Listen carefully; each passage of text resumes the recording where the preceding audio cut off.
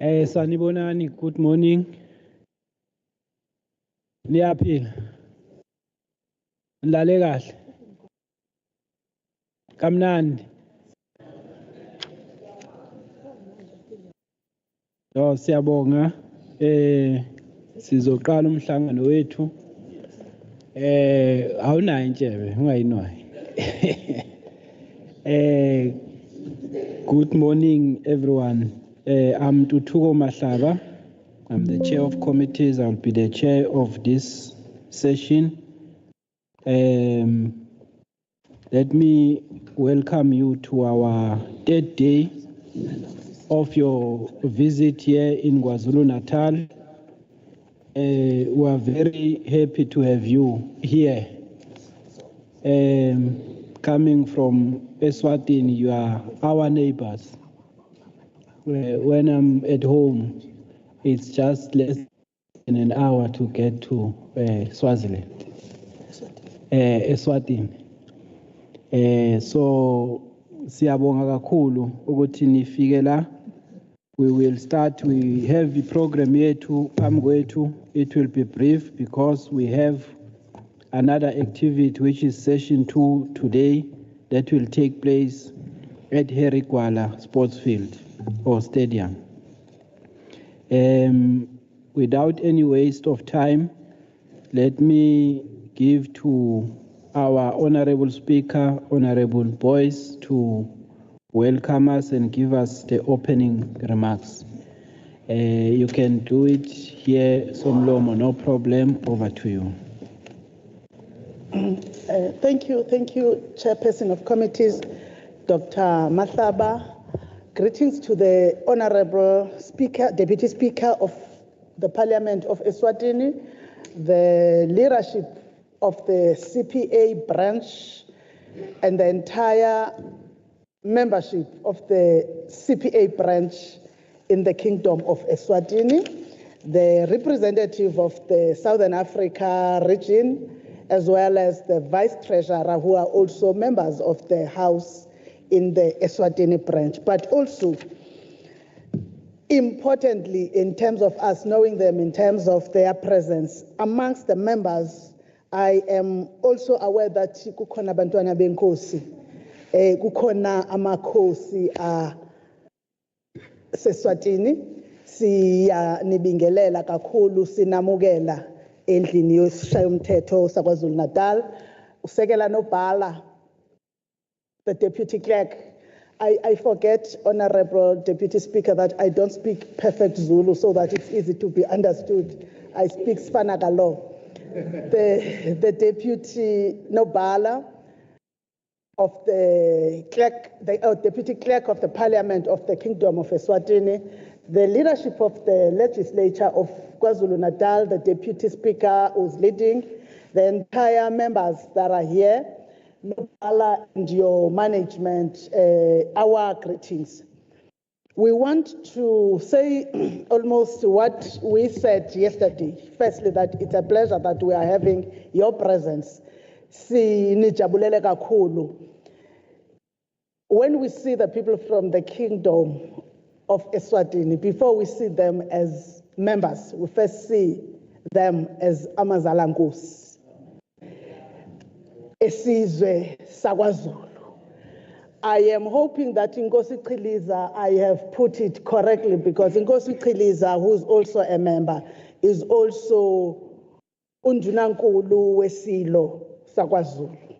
Esithike masithi ningamazala Nkosi ingoba sikhumbula Mthane Nkosi owasizalela isilo, the reigning king of the Zulus, Inkosi uMisizulu kaZwelithini.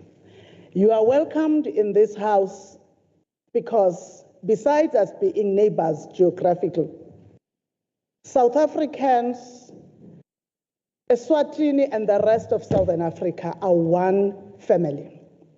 A family that saw itself divided over time by borders that came with civilization that is not ours. But besides those divisions of borders, we remained close-knit family in terms of culture, shared language, Because when I went to the recent Nelson Mandela Day, we went to the north of the province in Ward 10 of Jozini. Kunesitwe sakwaMngumedulu. Nenkosi yakhona. Abakhulumi Zulu. It's perfect and pure Swati. And that is the stubbornness of history. History doesn't forget, but importantly, the binding ability of culture. We may be divided then, we may have different countries' sovereignty, but culture brings us together. History brings us together. We are here welcoming you because it's a benchmarking experience that we are going to be having, where we learn from each other. There is not one. We may be having KwaZulu-Natal presenting, but we are also going to learn. Learn and also build the relationship that exists. I am fully aware that we are a province and you are a parliament of the Republic that relates with the one in terms of being toe-to-toe. But importantly, we share borders.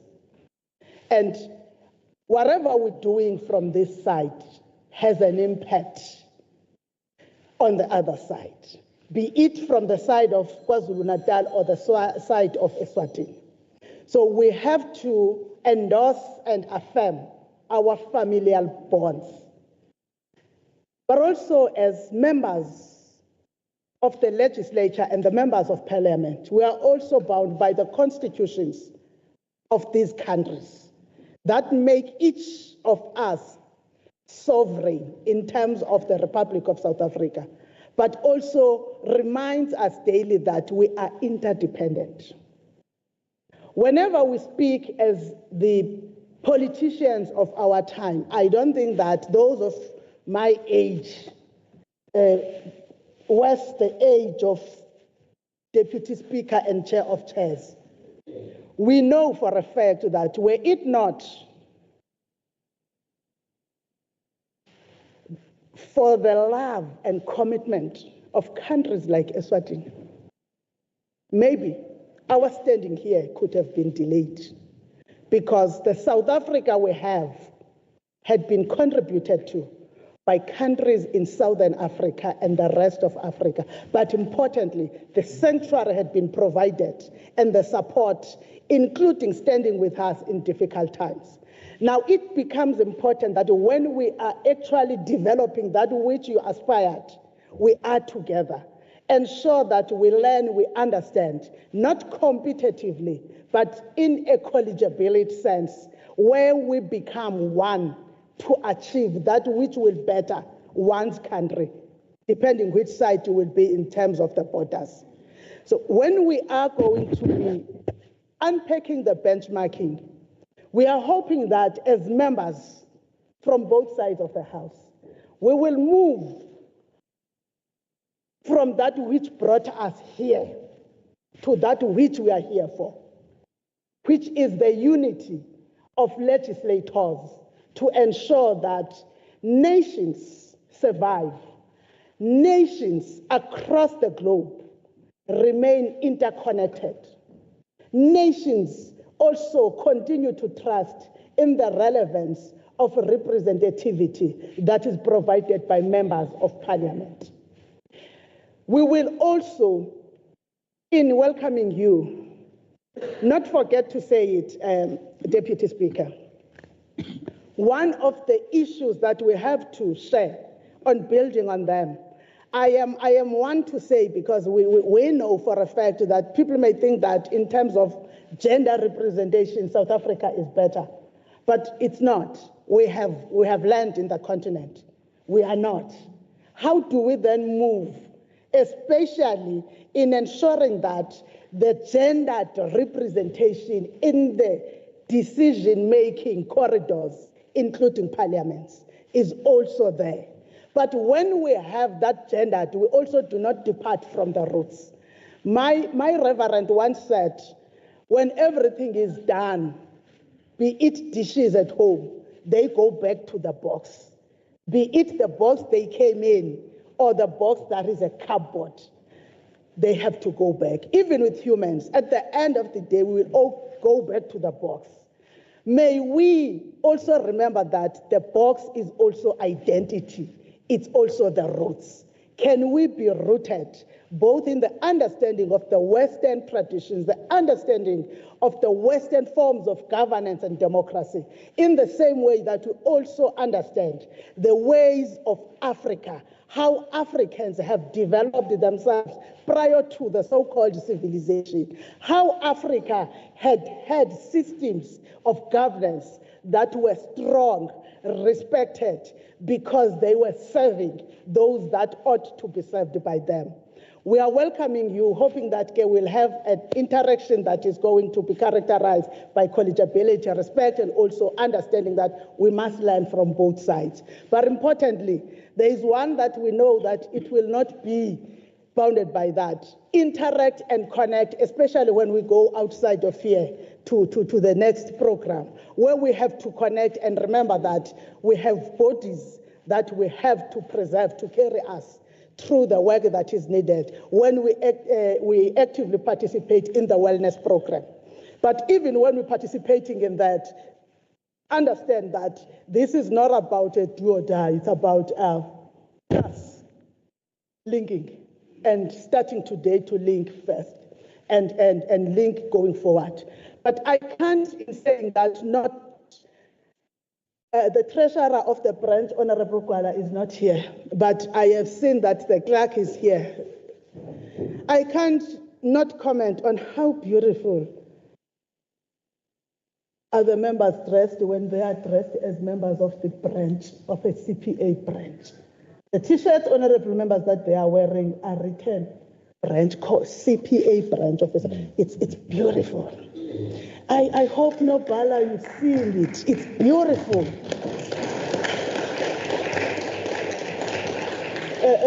I hope Nobala, you're seeing it, because branding and also identity is important. Whoever made that decision, I am sure that when we are benchmarking, we are even starting at that level, Nobala, going forward, to have a branch that is also a brand that is identified. Siyanamukela, siyathemba ukuthi kuzawukwenzeka konke ngesikhathi esisinikeziwe. Ngiyaxolisa ukwelula. Thank you.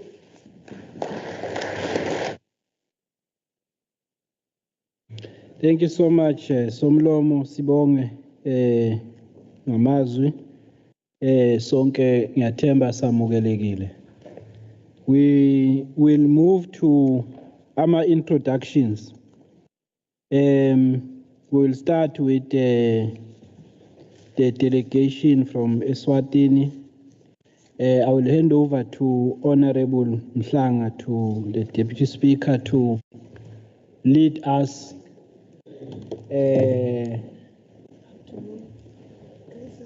On this. I know this one. Yes, we'll hand over to Honorable Mhlanga, to the Deputy Speaker, to then lead us with the introductions. Over to you, Honorable Mhlanga. Thank you, Program Director. My greetings to the Honorable Speaker, Deputy Speaker, and may I ride on the already laid down protocols. In the interest of time, the one standing is Honorable Madala Mhlanga, an elected member from my constituency. I think in the interest of time, Honorable Speaker, I'll introduce the members. They'll just, when I call a member's name, he'll just stand. I'll start with the Honorable Chair, Honorable Mawik Khumalo, the longest serving member. He's into his 6th term as a legislature. He's also heading the Finance Committee in Eswatini and obviously the chair of the CPA branch. Then the next one will be the chair of chairs, Honorable Cruiser David Ngampalala. He is also an elected member of parliament doing his third term in Parliament. So as I introduced, you'll note there'll be elected members. Those are from the constituencies.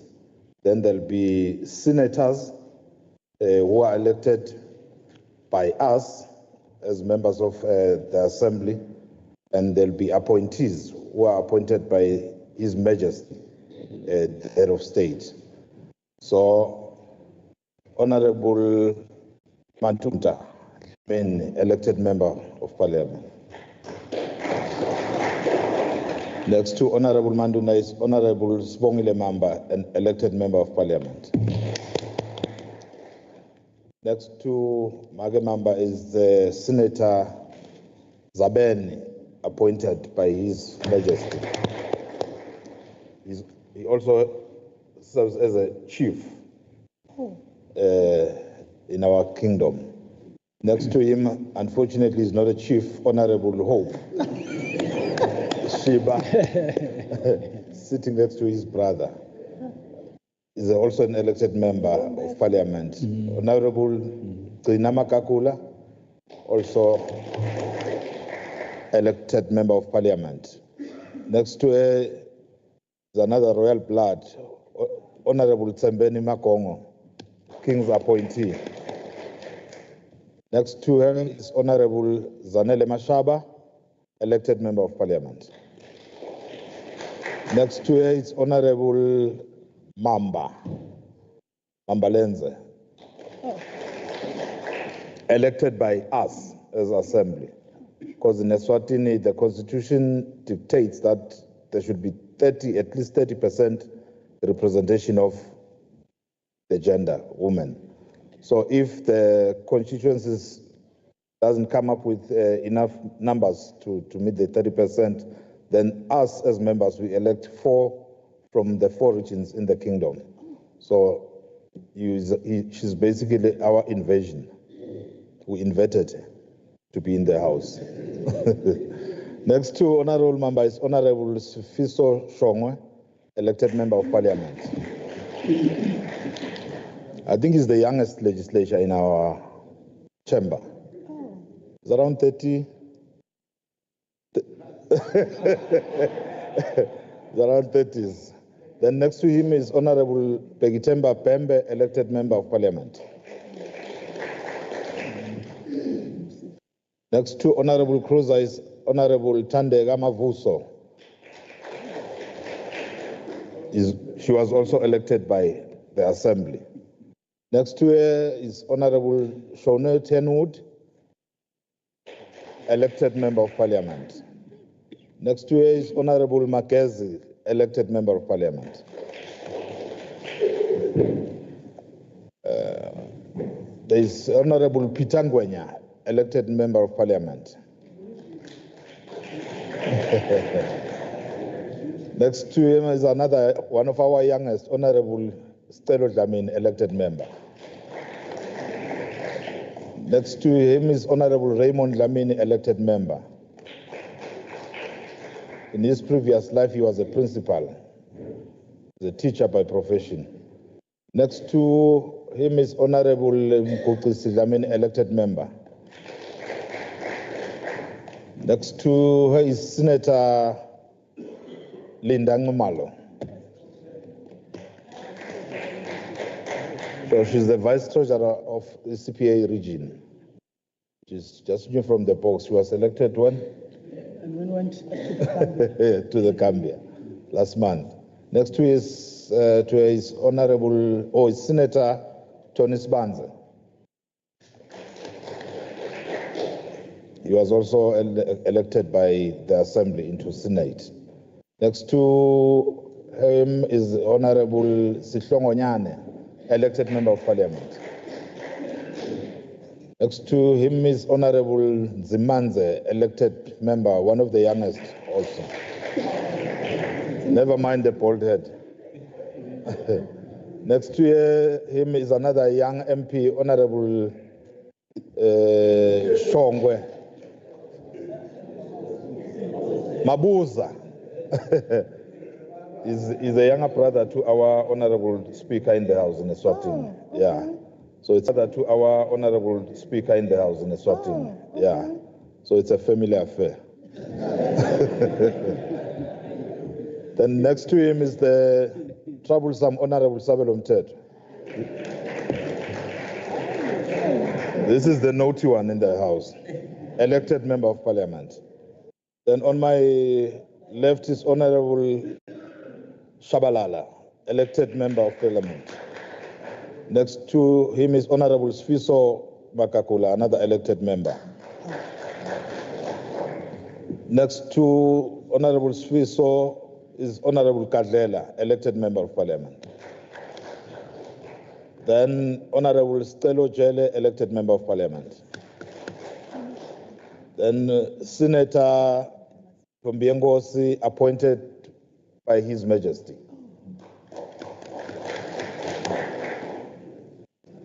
Next is Honorable Lazwite Smelane, elected Member of Parliament. Yeah, that will be good. Next to her is Honorable Zanele Makakula, elected by the Assembly. Next to her is Honorable Mangondo. Lomalanga. Next to her is Honorable Mamkize, not the Mamkize of Durban. Honorable Mamkize Ndampalala, also elected by the Assembly. Next to her, Honorable Lutze Lomkhosi Masuku, elected member.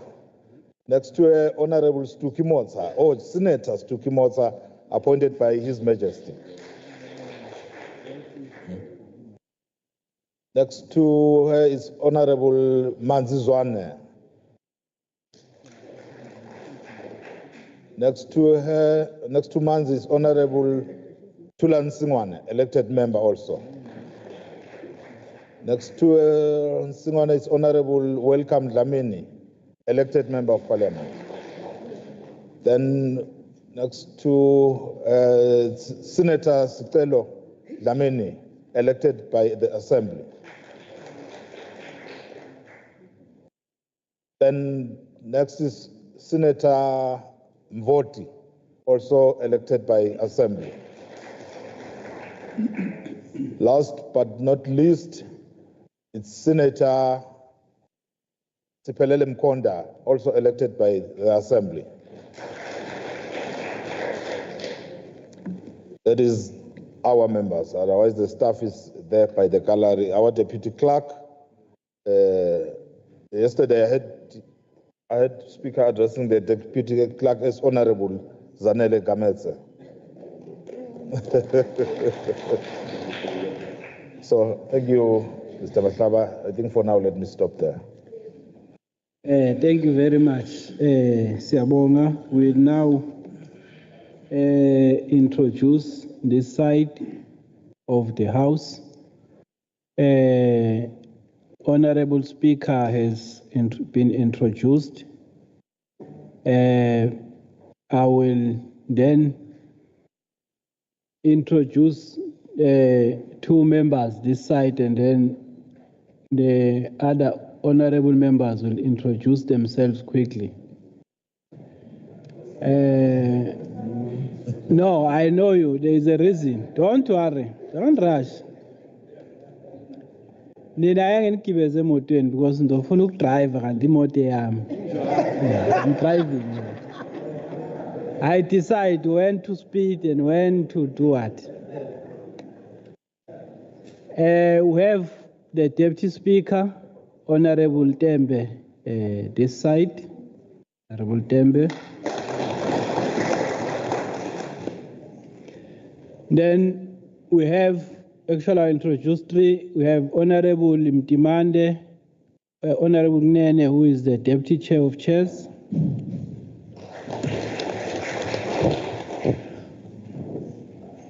Oh, yes, I'll introduce four. Then there is a Deputy Chief Whip, Honorable Kohli. Then we have the leader of the opposition, Honorable Inkosi Chiliza, Nkosi yaseMadungeni.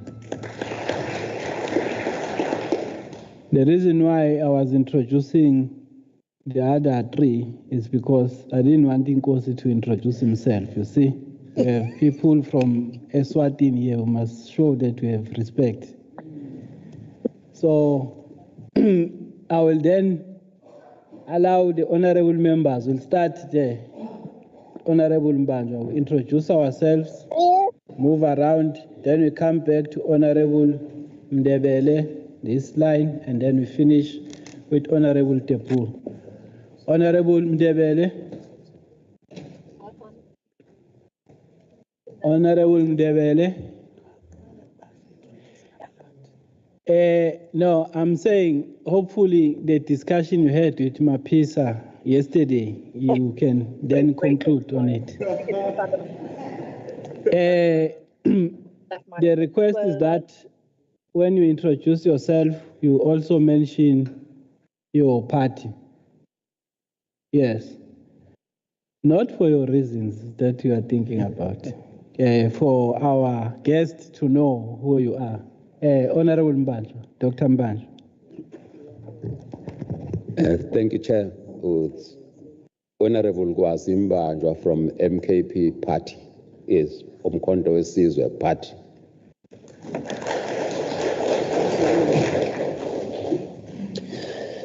Yes, thank you, Chair. I'm Linda Xaba from MK Party, Umkhonto Wesizwe. Thank you, Chair. I'm Choban Zuma from MKP. Thank you.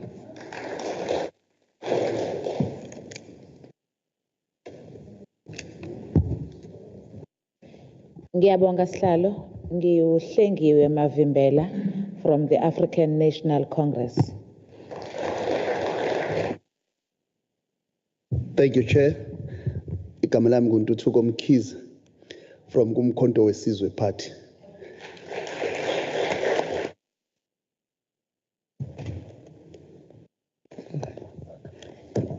Good morning, Honorable Chair. Good morning to the Speaker and the late Speaker from Eswatini and the whole delegation.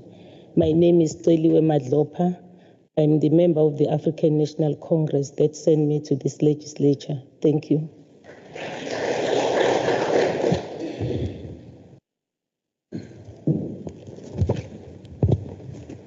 Greetings, Chair. Madam Speaker, Speaker from Eswatini. I'm Honorable Lucky Sithembiso Oscar Hadebe, Womkhonto Wesizwe Party.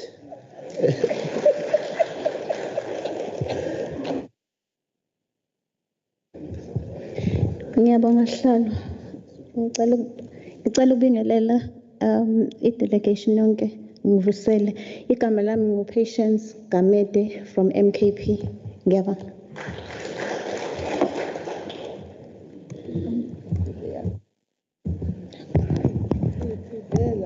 Ngibingelele Sihlalo. Ngibingelele no Honorable Bonke nabaseswatini. Siyabonga ukuvakashelwa. Igama lami nguDudu Wakanzama from Umkhonto Wesizwe Party. Oholo President uJacob Gedlehlekisa Zuma. Thank you.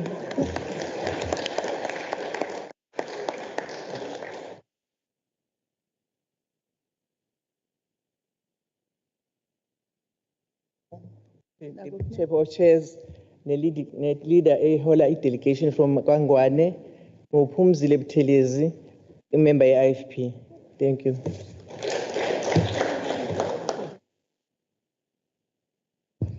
Ngiyabingelela kusihlalo ngibingelele kwi-leader ye-delegation yaseswatini abahlonishwa bonke. Igama lami ngingubongiwe uNomusa uMasithole wakwamloyi ophuma kwi-African National Congress umbutho wesizwe oholwa ukaMatamela Cyril Ramaphosa umongameli wethu. Siyabonga.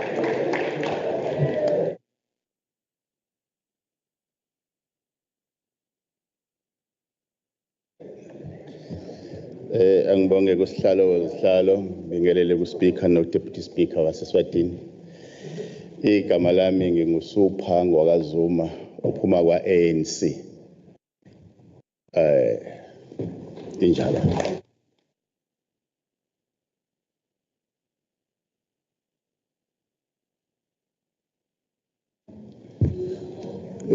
Angibingelele ngiyabonga Speaker.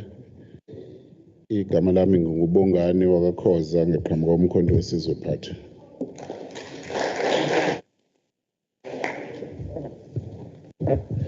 Asibonge sihlalo sibingelele indlu yonke. Igama ngumafika Mdebele, Chairperson of Economic Development and Tourism ovela ka-ANC.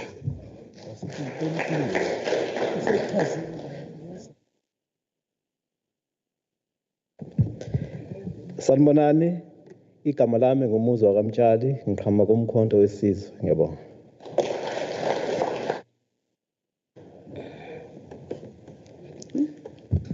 Angibingelele sihlalo somlomo wePhalamende, ngibingelele amalunga ahloniphekile aqhamuka eSwatini. Igama lami nguVincent wakwaZuma, imember yomkhonto wesizwe party.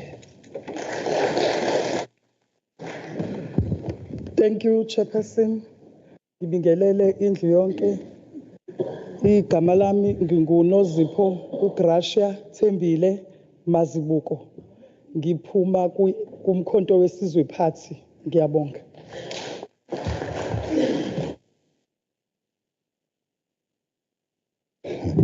Honorable Chair of Chairs, greetings to yourself, Honorable Speaker, Deputy Speaker from Eswatini, and honorable members from Eswatini.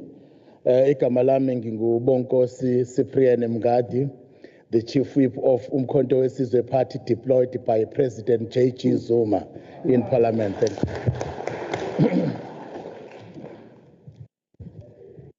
Ngibingelele sihlalo, ngibingelele kusomlomo waseSwatini, i-delegation yaseSwatini, nina bekunene.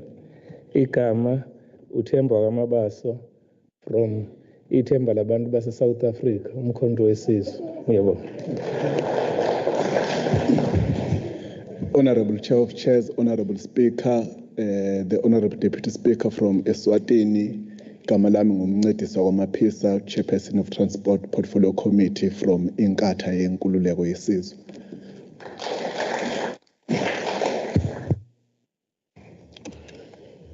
Thank you very much, Chairperson. Good morning to all our guests. I was recently in your beautiful country for a few days. It was wonderful being there. My name is Tim Browderset. I'm the chair of the Public Accounts Committee here in the KZN Legislature, and I'm a proud representative of the Democratic Alliance. Thank you.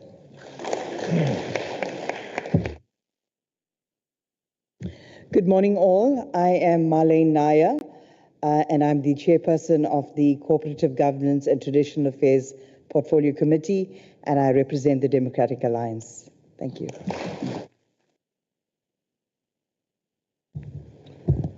Greetings, Speaker, Deputy Speaker of the Eswatini Delegation, and colleagues. Igama lami uSakhile wakamngadi. I am the youngest member of the government bench in the KwaZulu-Natal Legislature and a proud member of the Democratic Alliance.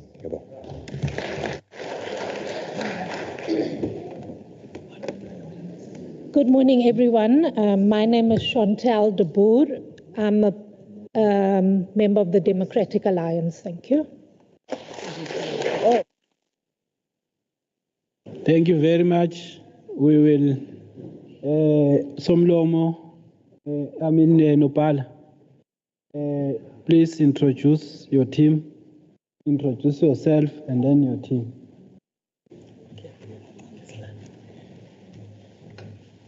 Chair of Chairs.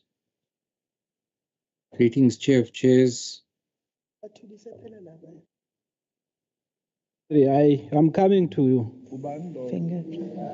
Online, don't worry.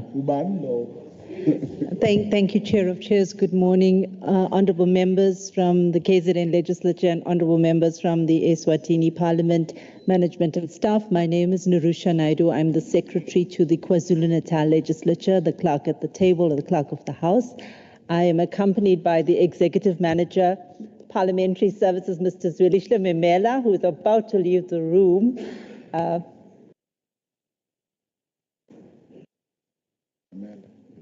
Mr. Memela. He's in charge of Parliamentary Services and House Proceedings. And seated next to him is Mr. Bezuidenhout. He is the Legal Services, very senior as well. Seated next to him is Mr. David Ngubane. He is the Senior Manager, Human Resources. I do not see the other management in the House, but they are present. We have Ms. Nosipo Mkhize. She is the Executive Manager, Corporate Services. And we have Mr. Moshlomi Nkopane, who is the Executive Manager, Financial Services. You will get a chance to meet them during the course of the day. For now, Chairperson, I'll leave it at that. The staff members have already been introduced to the delegation. Thank you. Thank you very much. We also have members who joined online. This is a hybrid sitting. There are many of them. I won't go through each one of them, but they are also acknowledged. We will now move to the next one, which is the purpose of the visit by the delegation from Eswatini. We will ask Honorable Khumalo, the CPA Chair. Yes? Identify yourself. Thanks, Chairperson. I pressed the mic by mistake. But I said how was she on a pile. But it's okay, Chairperson, we understand. Okay, now introduce them ulale, Honorable Mbat.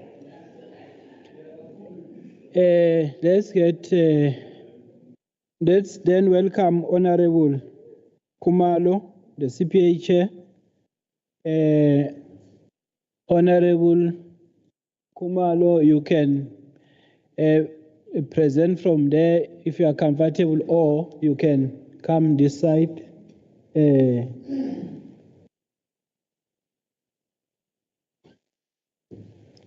Over to you.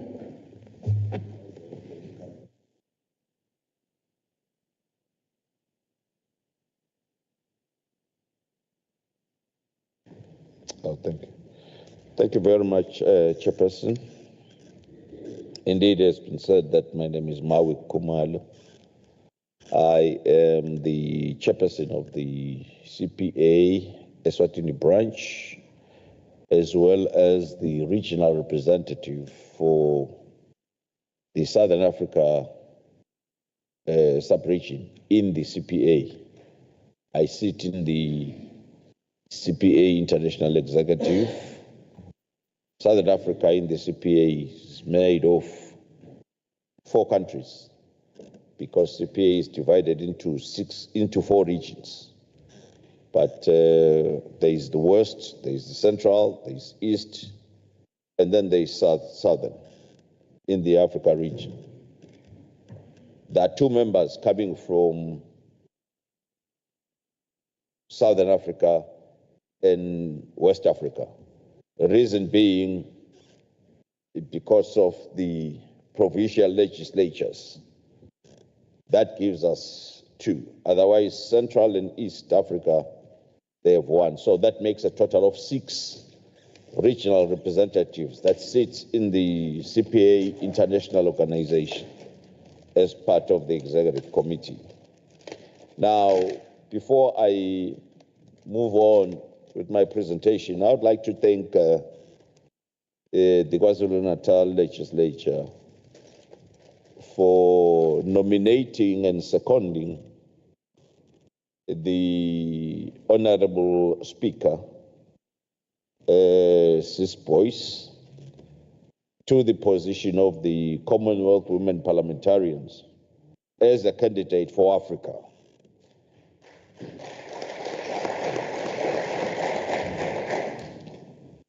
Her candidature was applauded by the entire Africa region in the meeting that we had recently in the Gambia. And she has got the support of the continent, and what we're doing right now is to canvass for support from the other regions, because in total the CPA has 9 regions worldwide, but Africa is the largest. But be that as it may, we still need the support of all the other regions. As far as we know now, there is Australia that is competing for the same position.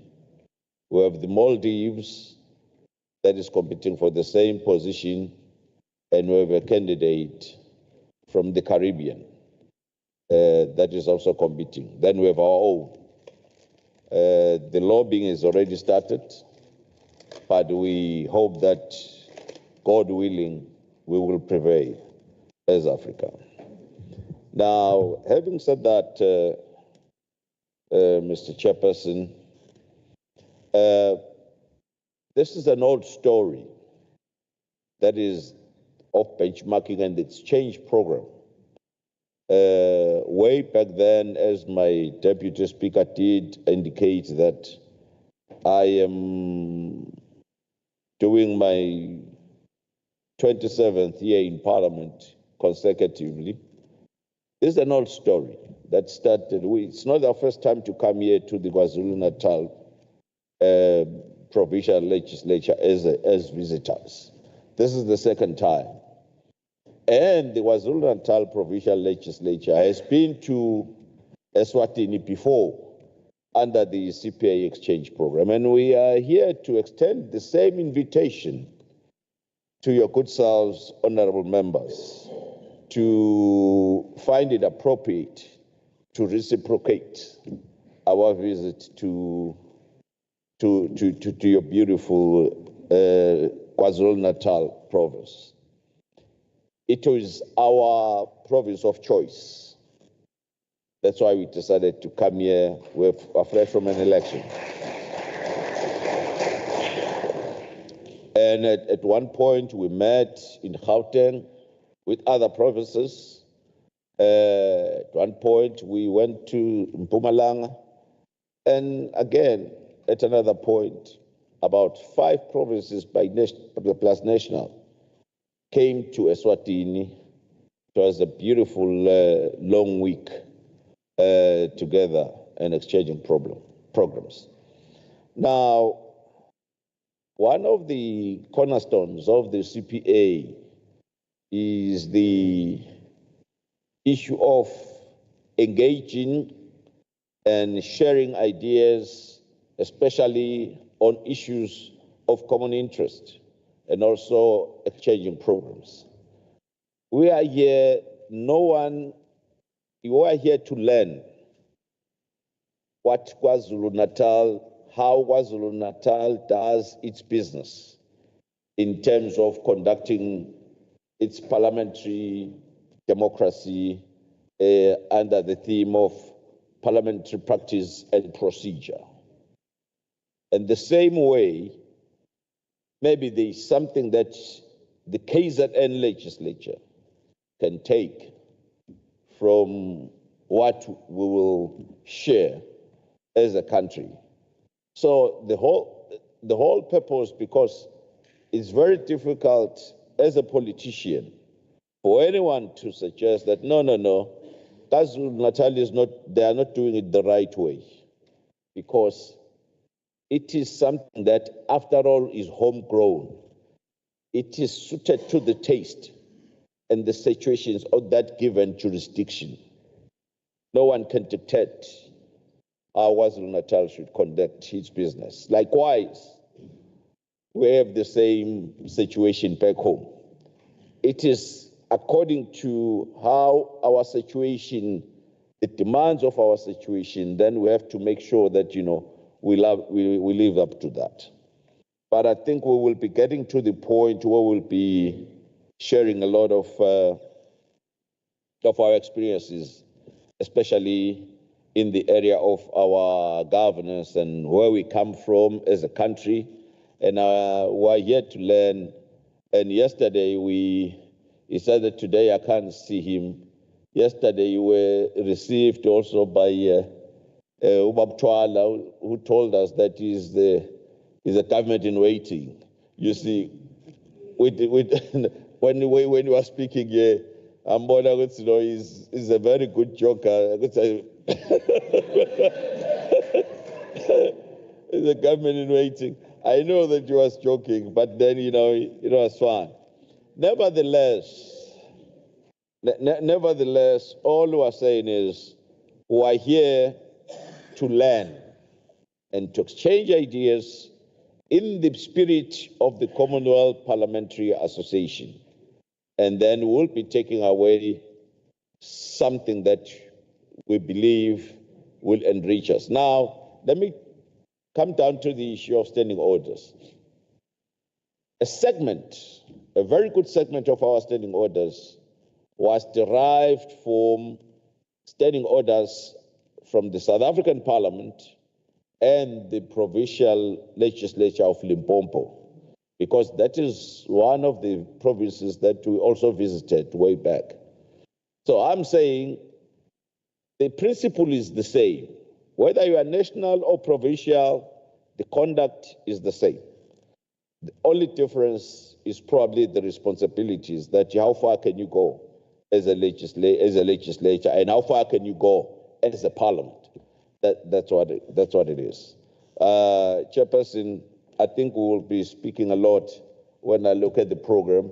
For me, I was just basically outlining the purpose of our visit here to this beautiful province, and we hope we could find reason or good reason to extend our stay. Most unfortunately, our time is up. Tomorrow we have to go home. Thank you so very much. Thank you very much. Let's give him a big round of applause. Sibonga kakhulu, Honorable Khumalo. We will now move to the presentations. We'll start with the KZN Legislature. We will hand over to nearly said Honorable to Unobhala, Miss Naidoo. Over to you, Unobhala.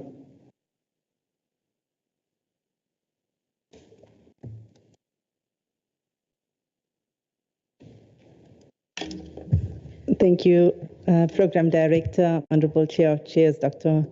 Mahlaba. I'm so used to turning the mic on, I had to try to do it myself. I want to greet the Speaker, Honorable Boyce, the Deputy Speaker of Eswatini Parliament, Honorable Mhlanga, the Deputy Speaker of KZN Legislature, Honorable Tembe, the Chairperson of the CPA Eswatini branch, Honorable Khumalo, the leadership and members of the KZN Legislature and the Eswatini Parliament, the Chairperson of the CWP KZN Legislature, Honorable Mahlaba, the Vice Treasurer of the CPA Africa Region, Honorable Linda, the Deputy Clerk of Eswatini Parliament, Ms. Zanele Kamede, the Executive Management and staff of both Eswatini Parliament and KZN Legislature. I greet you all with all humility. Members, I have a presentation that really talks to the structure, systems, and processes of the KZN Legislature. And I started off with a nice picture, although I know that our guests from Eswatini Parliament know KZN very well. You had a time to enjoy KZN, but I thought it's important to locate us in relation to Eswatini. So we're located on the eastern seaboard of South Africa. We're lapped by waters of the Indian Ocean, which I hope you've had an opportunity to enjoy.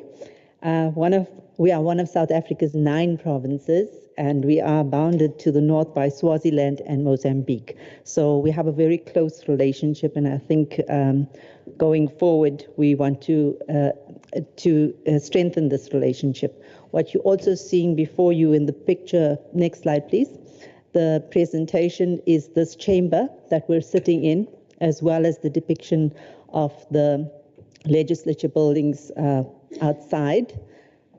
Just in terms of background, this presentation is to set the tone, the context, to look at who we are as the KZN Legislature. Now, the chamber that we sit in was designed for 30 representatives prior to 1994.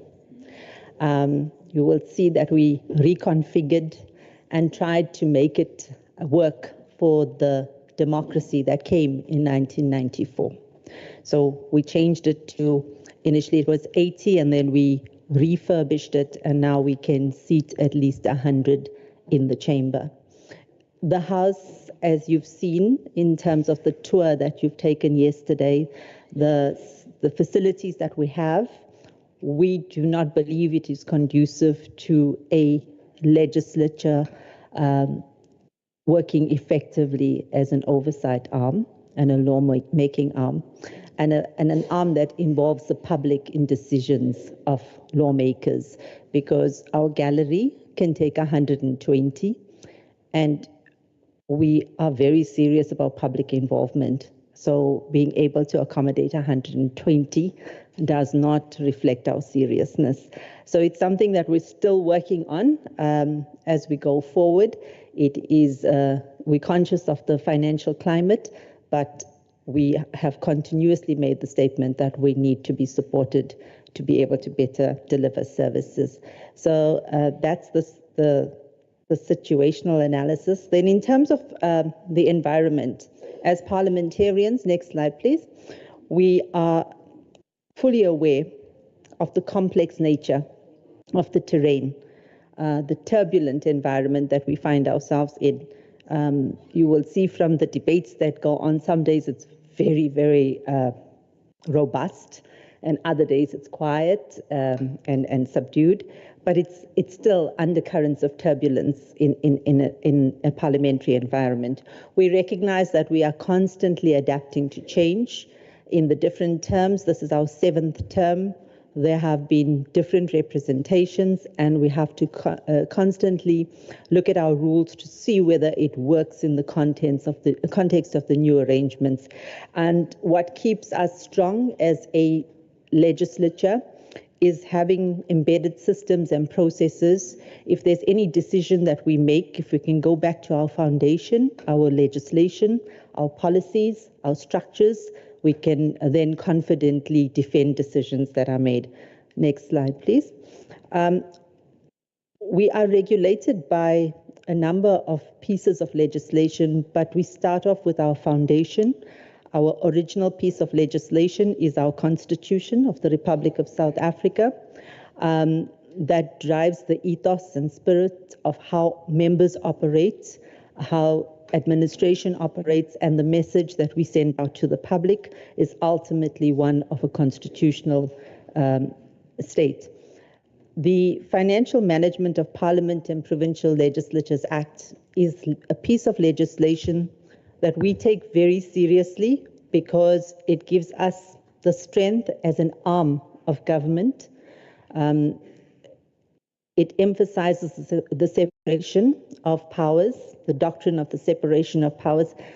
Through this piece of legislation, it guides how we get funded, because we are not supposed to be begging for money as a legislature. We're supposed to put our case for what we should be getting to deliver a good service, and we would have to have a robust engagement between the MEC, and we would have to have a robust engagement between the MEC for Finance and the Speaker of the KwaZulu-Natal Legislature around priorities for government departments from the executive, but not ignoring the role of the oversight arm of government. So there's a very robust process that comes through, and the origin of that is from the Financial Management of Parliament and Provincial Legislatures Act.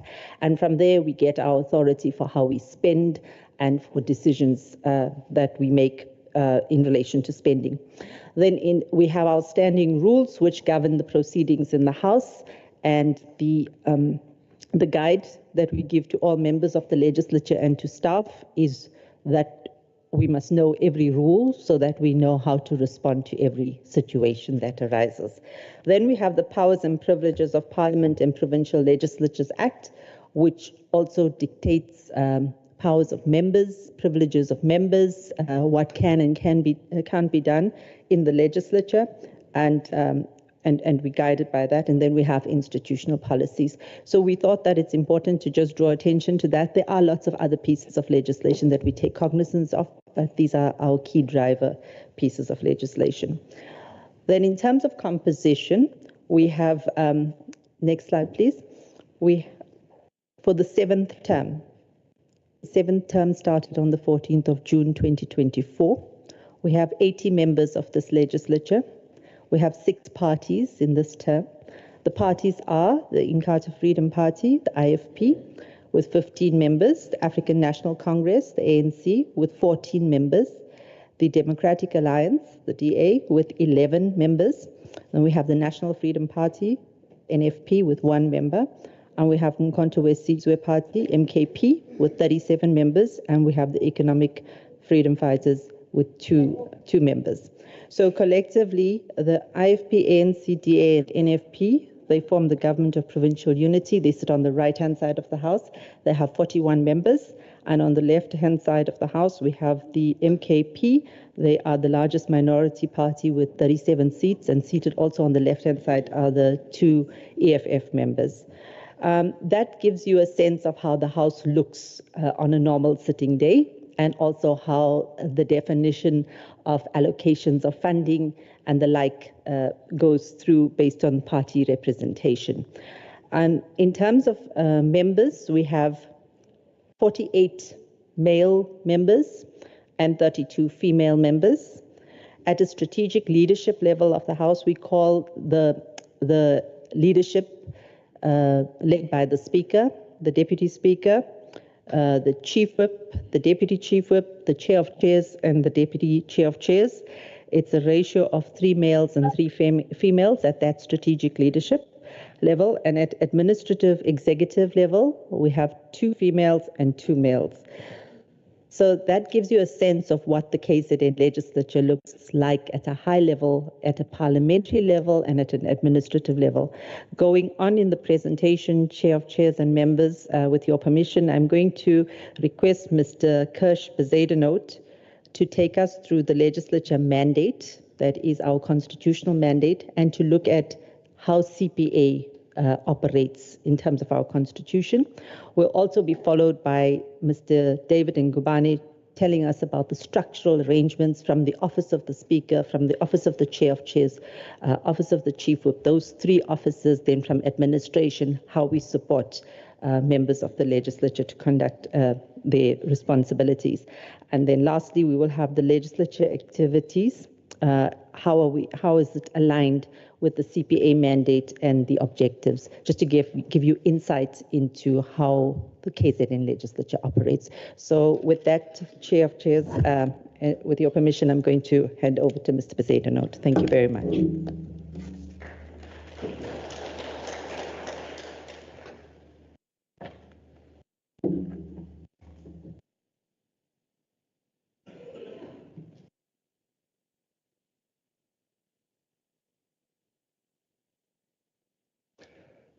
Madam Speaker, Deputy Speaker, Deputy Speaker from Eswatini, Chair of Chairs, Leadership, Honourable Members present, good morning.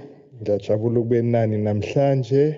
quite exciting to share a little bit of how the KZN legislature operates and the constitutional framework that binds the work that we do. I'm Bezuidenhout. I'm a senior legal advisor, a proud senior legal advisor at the KZN legislature. The structure, briefly, of the presentation, it is up on the screens, but for the members that have the monitors in front of them, you can also find it there. But we're just going to look quickly at the structure of the legislature in relation to the constitution, importantly the membership, the duration of that membership, the mandate of the legislature, and then we'll move into the operations of the CPA at a sub-branch level and look at our constitution, and then we'll look at some of the CPA activities that we then have undertaken. So there's a beautiful picture of beautiful South Africa with the focus then on KwaZulu-Natal, and what we utilize in South Africa is a quasi-federalist system. So while we have elements of a federal system, we've also just put other elements into that. So we've got a country that consists of 3 spheres. We've got a national sphere, a provincial sphere, and a local sphere. And our constitution establishes that these are all distinctive, but while distinctive, they're also interdependent, they are interrelated, and our constitution strongly emphasizes cooperative governance. We must all work together for the betterment of the country. But we are also characterized then by a separation of powers, with the separation between the executive, the legislature, which is us, as well as then the judiciary. So it's against this backdrop that we then look at our constitution. So Section 103 of our constitution then establishes the 9 provinces, KwaZulu-Natal being one of them. And if we move on then to Section 105, then this tells us what the composition then of the legislatures are going to be, and how this is determined. So there is a formula determined by legislation, and that's based on a number of factors, being demographics, being the size of the province. So in South Africa, we generally have legislatures consisting of between 30 as a minimum and 80 seats as a maximum. As we are one of the largest provinces in the country, we then get a maximum of 80 seats. So who can gain membership to be a member of the provincial legislature? And the Constitution again deals with this, and it says that anyone who is eligible to vote in national elections are eligible to stand as a member of the provincial legislature. However, there are exceptions. So anyone who is in the service of the state, you can't be a state employee and then receive remuneration from the legislature and be a member of the legislature. But again, to this there are exceptions. The first being that if you are a member of the executive council, the executive of the province being either the premier or an MEC, then you can still stand. Or if you bear an office that is comparable with the functions of a member of the provincial legislature. So there's certain Chapter 9 institutions where you will not be barred then from standing as a member of the legislature.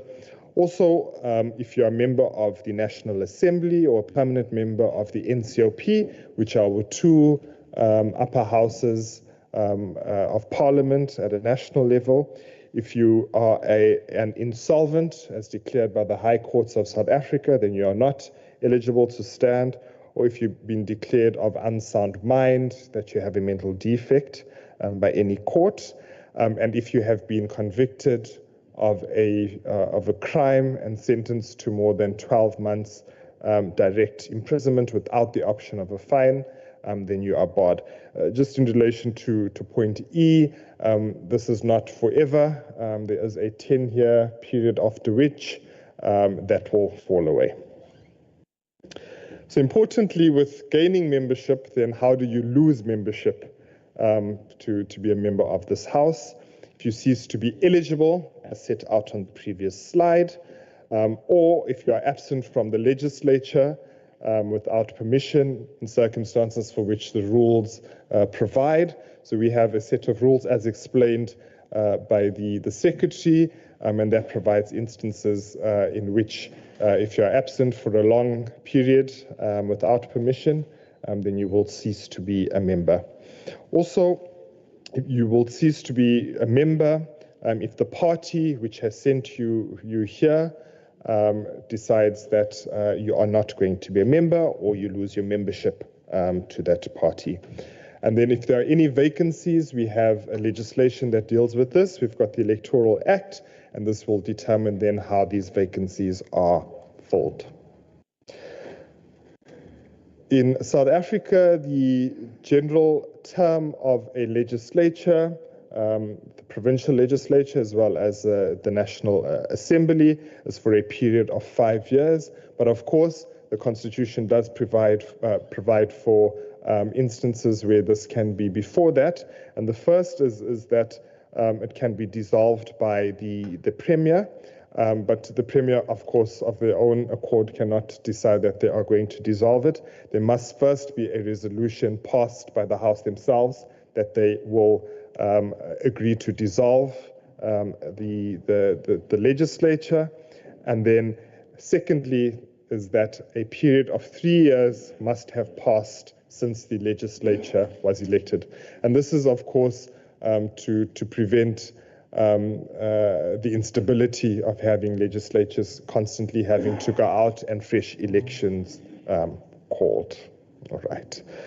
So what are the core mandates of our legislature? And when you walk in, you see our beautiful signage that sets out proudly what our mandates are. And we have 3 of them in essence. That's lawmaking, and it's oversight, as well as public participation. And we take all 3 very seriously here. The first, I think, is the easiest to understand, and that's lawmaking. As a legislature, when people think of legislature, the first thing that comes to mind is the ability to make and pass laws. So our Constitution here again deals with this. And as set out in the previous slide, there are certain functions that are allocated to the national government, to the provincial government, and to local government. And as a provincial sphere of government, we can pass any laws in terms of 120 that will fall within our functional areas set out in Schedule 4 and 5 of our Constitution, and any other powers that are allocated to us, or anything that is ancillary to the jobs then that we are doing as a province. The second function is oversight, and that is arguably one of the most important functions. The Constitution in section 114 provides that we must set up mechanisms to maintain oversight over all provincial organs of state, which is the provincial executive, as well as any provincial organs of state. As the colleagues, as the honourable members, Eswatini will understand, the bulk of the work of oversight is carried out within the committees, and we have a whole host of committees which correspond generally with the number of departments at executive level, for which oversight is then maintained. The third and equally important function is public participation, and the Constitution is quite strong in that provides that there must be mechanisms created for public participation. We must ensure that our hearings are conducted in a public manner that allows the public to access all of our hearings, but this extends as well to committees, and in instances where there are subcommittees that are established, then the same is extended to them. The rules then have also taken this into account, and our rules provide in extensive detail for public participation. Of course, there are instances, and again, the Constitution and the courts have dealt with this, so there's jurisprudence that speaks to this, where public participation can be curtailed, and that's in instances where there are matters of grave national security, or where they are quite sensitive and secretive. There have been numerous court judgments, particularly in the Constitutional Court, that have dealt with the extent to which public participation must be applied. And there are 2 aspects then that come from this. The first is the duty to provide meaningful opportunities for the public to participate in the lawmaking process. ability to take advantage of these opportunities, so that there must be pre-hearing workshops, communication in language that they can understand, the ability for them to make written and verbal communications, transport to hearing, and sufficient notices that they can get to hearings as well. We thought it quite prudent to just summarize this portion of the presentation with a quote from our Constitutional Court, which set out then quite nicely what the functions of our legislators are. And I read directly, and it says, similarly, the National Assembly, and by extension Parliament, is the embodiment of the centuries-old dreams and legitimate aspirations of our people. It is the voice of all South Africans, especially the poor, the voiceless and the least remembered. It is the watchdog of state resources, the enforcer of fiscal discipline and cost effectiveness for the common good of our people. It also bears the responsibility to play an oversight role over the executive and organs of state, and to ensure that constitutional and statutory obligations are properly executed. For this reason, it fulfills a preeminently unique role of holding the executive accountable for the fulfillment of the promises made to the populace through the State of the Nation address, budget speeches, policies, legislation, and the Constitution, duly undergirded by the affirmation or oath of office constitutionally administered to the executive before assumption of office. Parliament also passes legislation with due regard to the needs and concerns of the broader South African public. The willingness and obligation to do so is reinforced by each member's equally irreversible public declaration of allegiance to the Republic, obedience, respect, and vindication of the Constitution and all law of the Republic to the best of her abilities.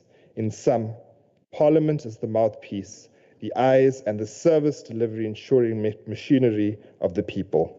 No doubt, it is an irreplaceable feature of good governance in South Africa. Thank you. Chair of Chairs, I'd pause at that point to see if there are any questions from any of the honourable members. We'll take questions later. Yeah. Thank you very much for your presentation. Let's get the next one.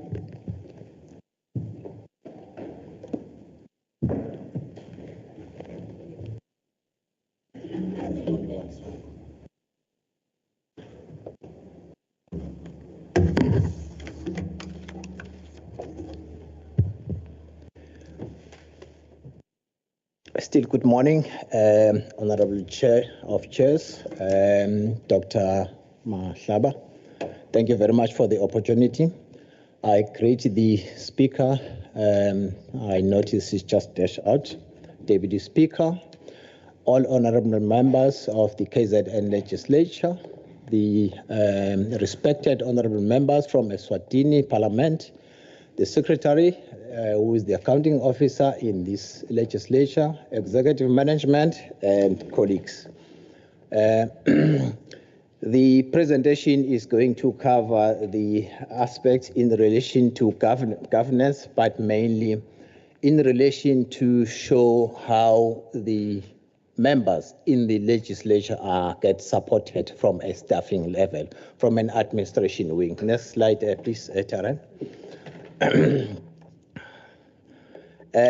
The key prescript that governs the system are in the main the Constitution of the Republic of South Africa, which is the center legislation, as we all know, the Financial Management for Parliament and Provincial Legislature Act, which dominantly is more on the finance and governance side, the standing rules of the legislature, and also the institutional policies that get signed, developed, and approved and implemented from time to time. Next slide, please.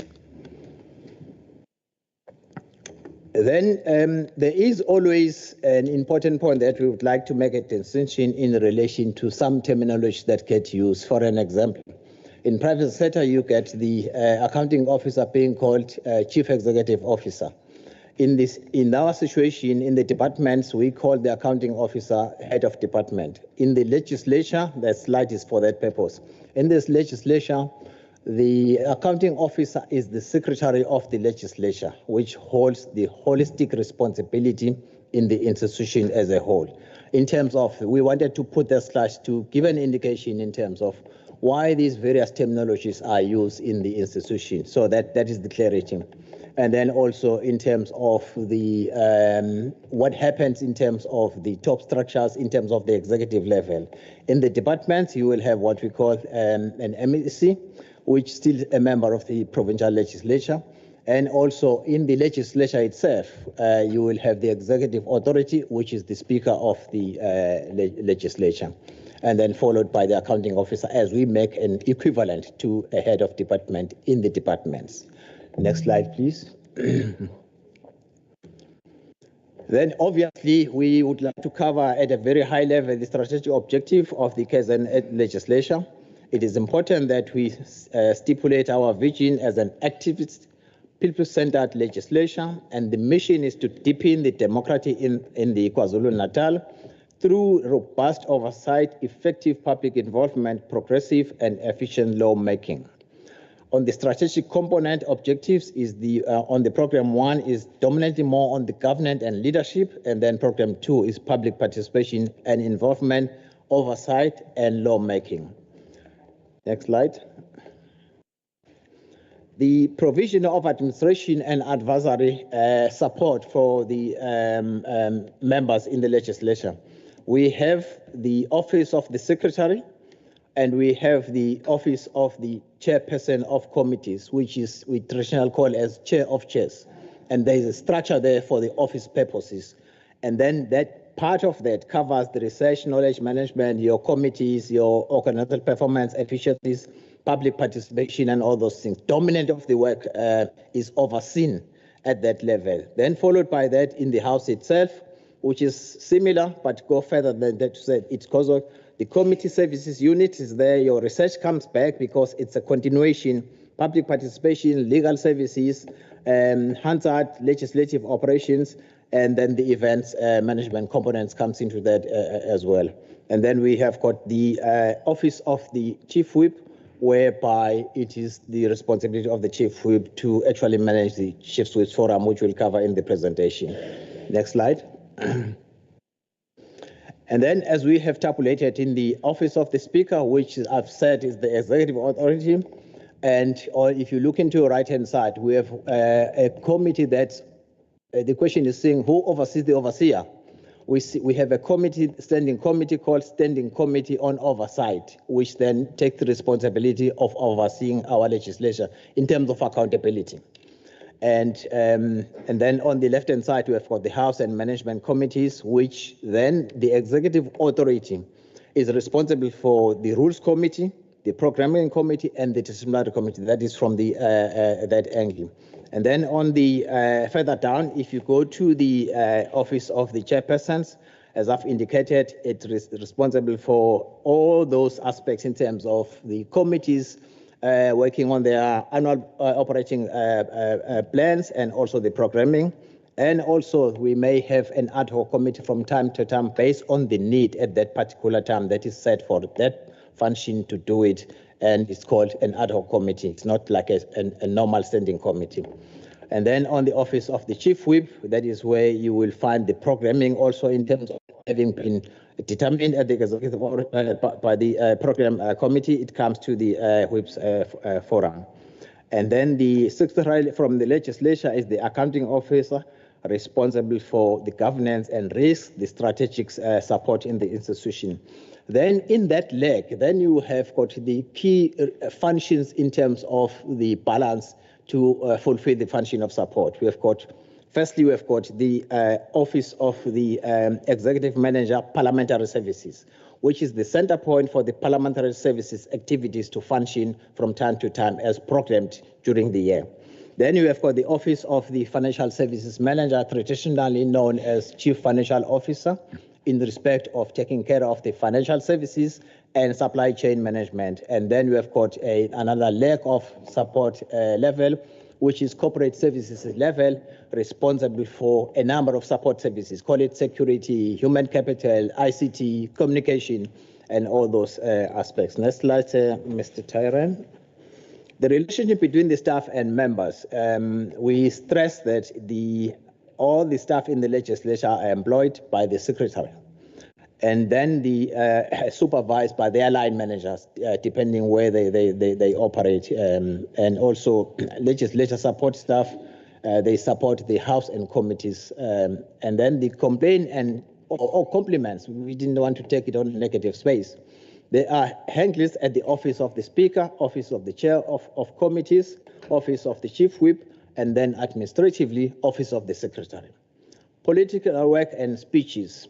The legislature staff serve objectively and are not allowed to write political debate speeches. That is the function of the honorable members. They serve committees through committee chairpersons.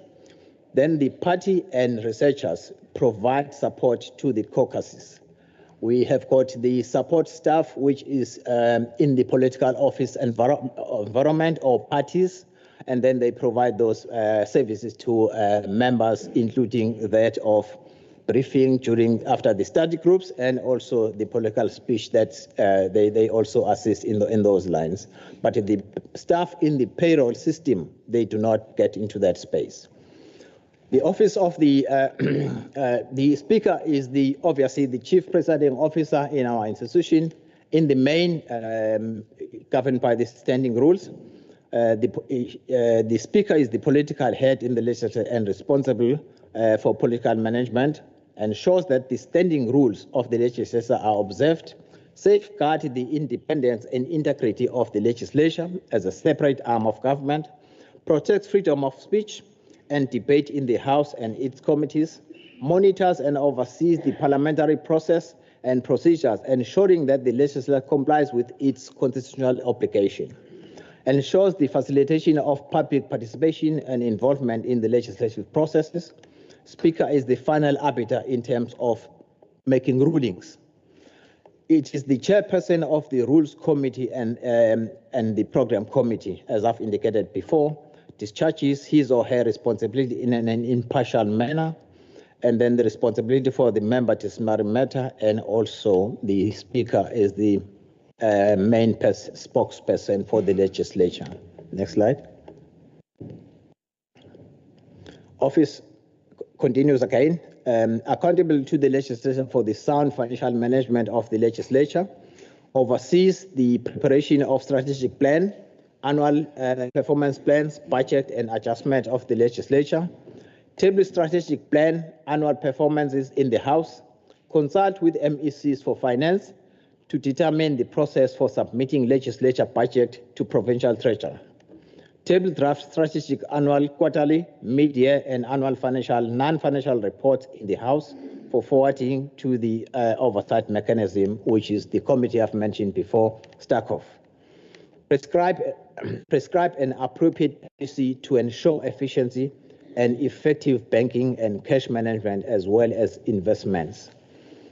Sign annual performance agreements with the accounting officer in the secretary in our term, and then comply with the Code of Ethics in relation to Schedule 2 of the Financial Management of Parliament and Provincial Legislatures Act. Next one, next slide.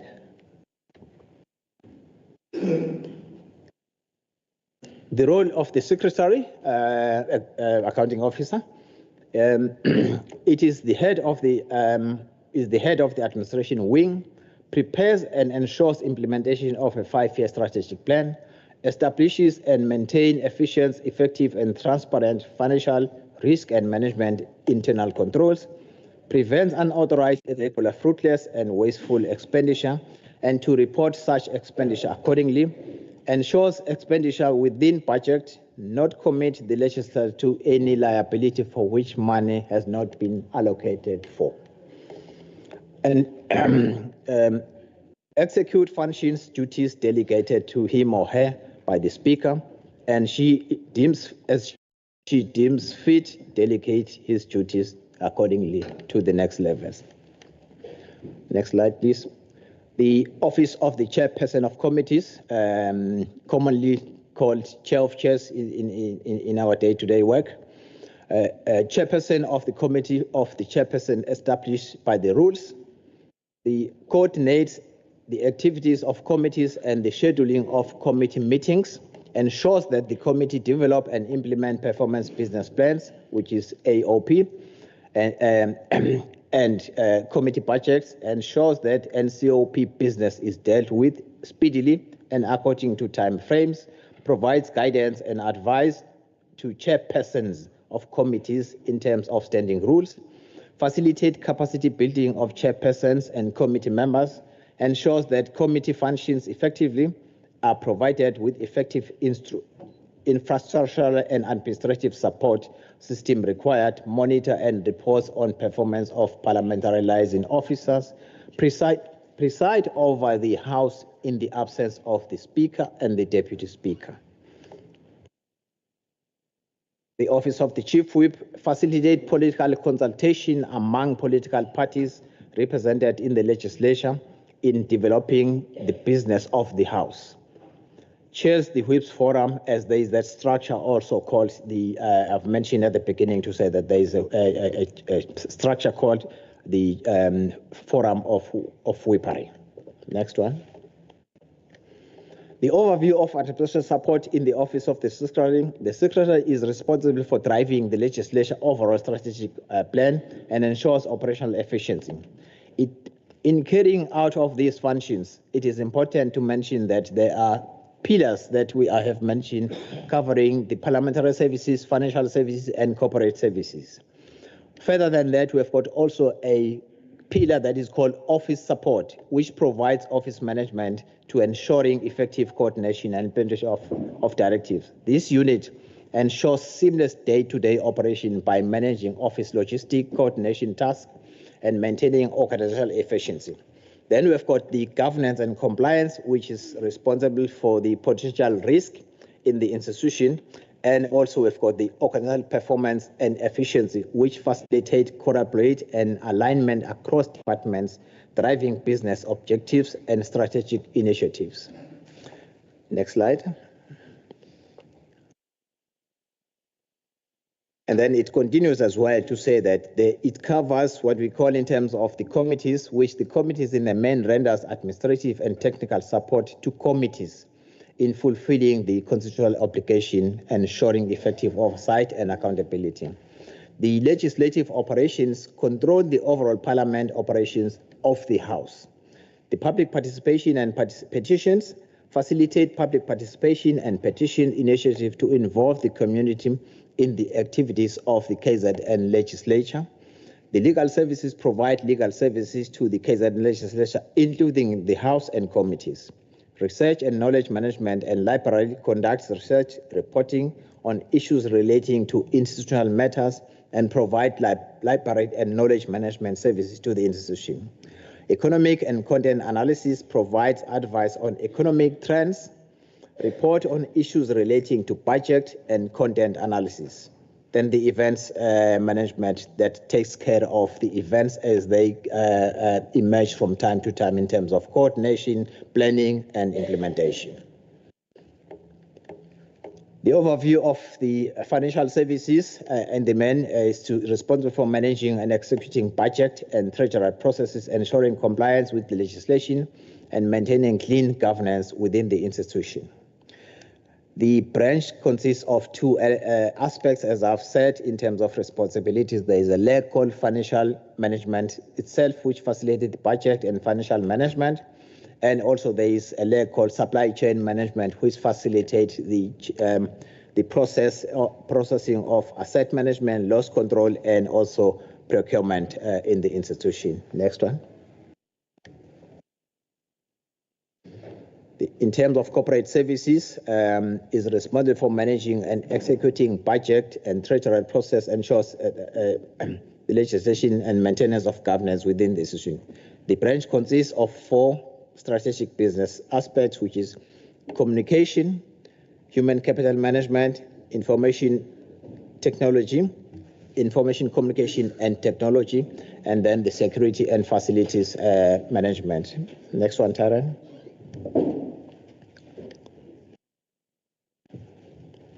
I think that is the end, Chair of Chairs. Thank you very much for the opportunity.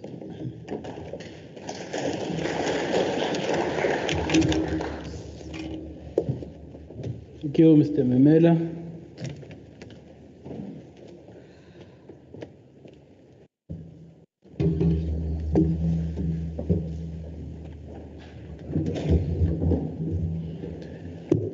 Thank you so much, Chairperson of Committees. Let me start by greeting you, the Speaker, the Deputy Speaker, the Deputy Chairperson of Committees, the Chief Whip and Deputy Chief Whip, Inkosi Yasemadungweni, the leader of the largest minority party, and most importantly, our esteemed guest from Eswatini Parliament CPA branch. My name is Memela.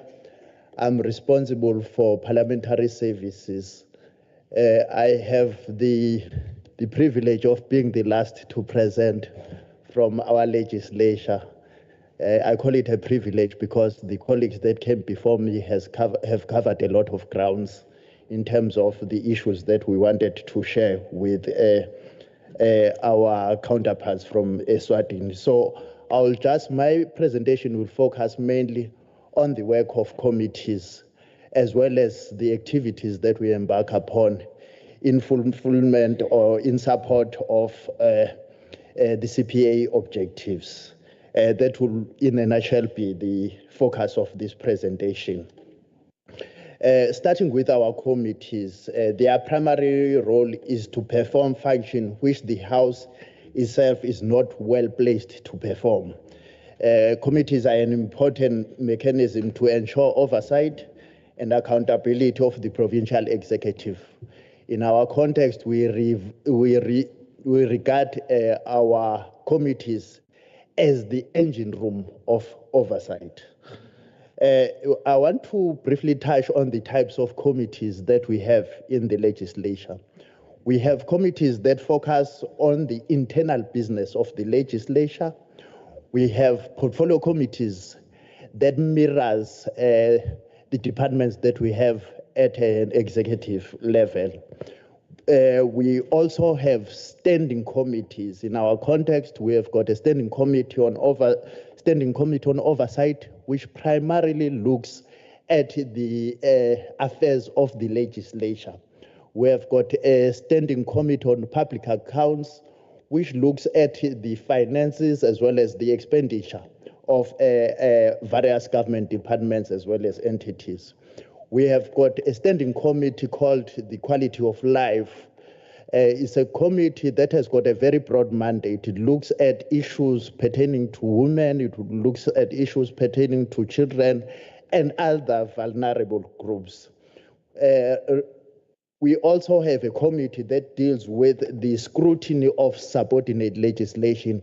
It's a committee that came into being during the 6th term of the political administration out of recognition that whilst legislation gets enacted, but there are regulations that normally operationalize that piece of legislation. It was therefore felt important that we needed to have a standing committee that will look specifically at the impact of the regulations, whether they are aligned with the Principal Act.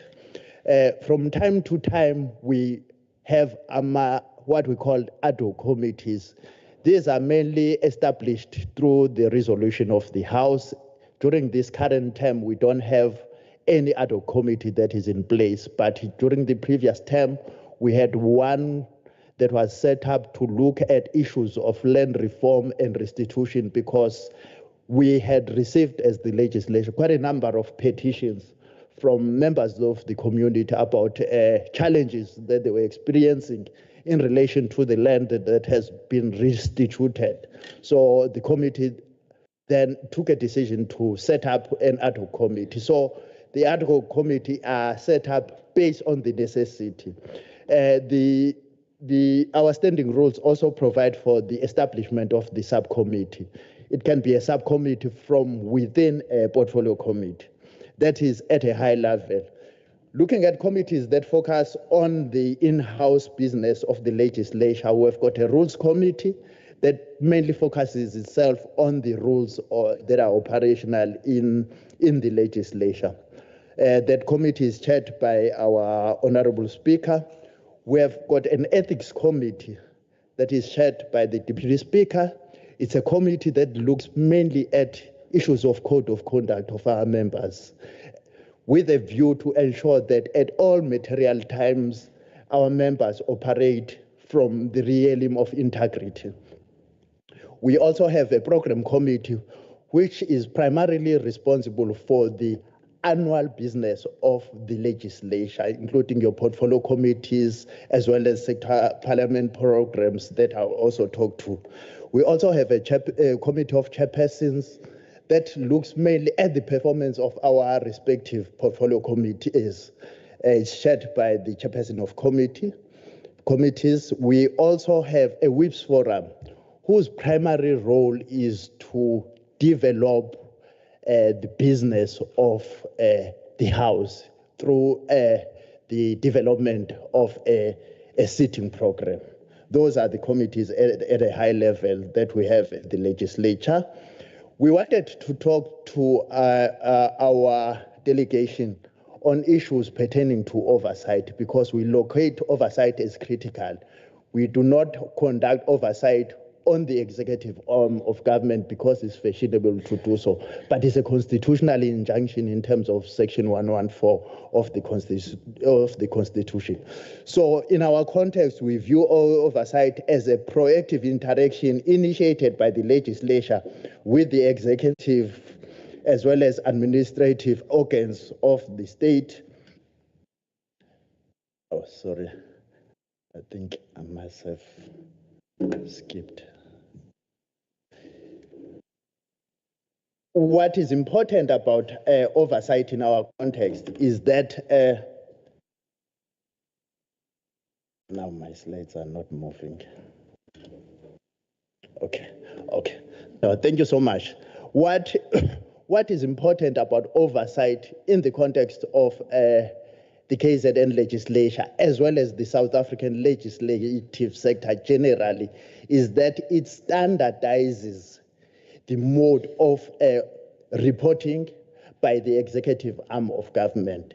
I'm not going to go into great detail about it, safe to say that what is important is that at the commencement of a financial year, the government departments produce what we call an annual performance plan.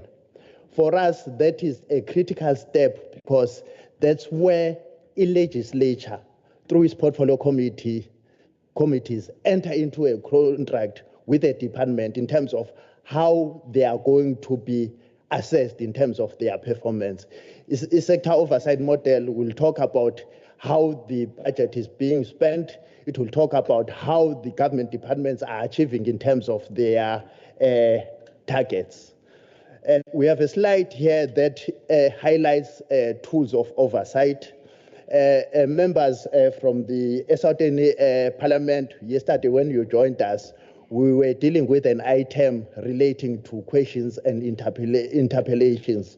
That is one of the critical elements of conducting oversight, whereby our honorable members are given an opportunity to pose questions to the executive.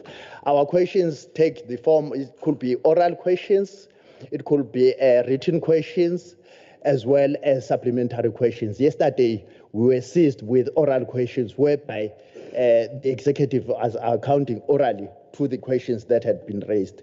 We also have house debates as part of the instrument of ensuring that the government is accountable. As part of oversight as well, we have got motions, which, if adopted by the House, they then become the resolution, where a member will raise specific issue affecting the society. Yesterday, we were dealing with two. One of the motions that we where processing was around the scourge of drugs in our province, whereby the members of the legislature were taking the government to task in terms of its programs aimed at eradicating this scourge. So you can see that our oversight therefore talks to the issues that affect the society directly. We also, as part of our oversight, committee inquiries whereby we monitor, investigate, and inquire into and make recommendations relating to any aspect of the legislative program, budget, policy formulation, or any other matter. The other instrument that we use for oversight is the petitions that we normally receive from the members of the public, where specific requests come to us asking for a specific relief from the state by an individual or a group of citizens. Most importantly, we conduct oversight visits through our portfolio committees. Oversight visits are very important for oversight and accountability, because when the department, for an example, comes to us and say, we'll build 200 houses during this financial year, it then becomes incumbent from the portfolio committee that is responsible for human settlement to go to where those houses were to be constructed to verify if indeed the government is able to provide that service. It also gives us an opportunity to then check the expenditure against what is obtaining on the ground. I've talked about the scrutiny of subordinate legislation, which talks to the regulations that are coming from the legislation. Another instrument is around public participation, which again is a constitutional injunction in terms of Section 118 of the Constitution, which says the legislature must involve members of the public on its affairs, in terms of its affairs. The Secretary did allude to the challenge that we are currently facing, resulting from the space constraints within our legislature precinct. We also do stakeholder engagement, as well as constituency office outreach, as well, most importantly, the functionality programs.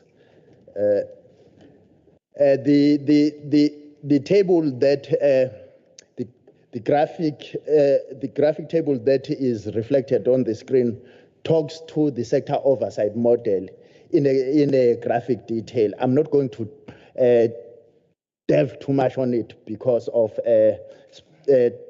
time constraints. I'm then going to zoom in on the implementation of CPA resolutions.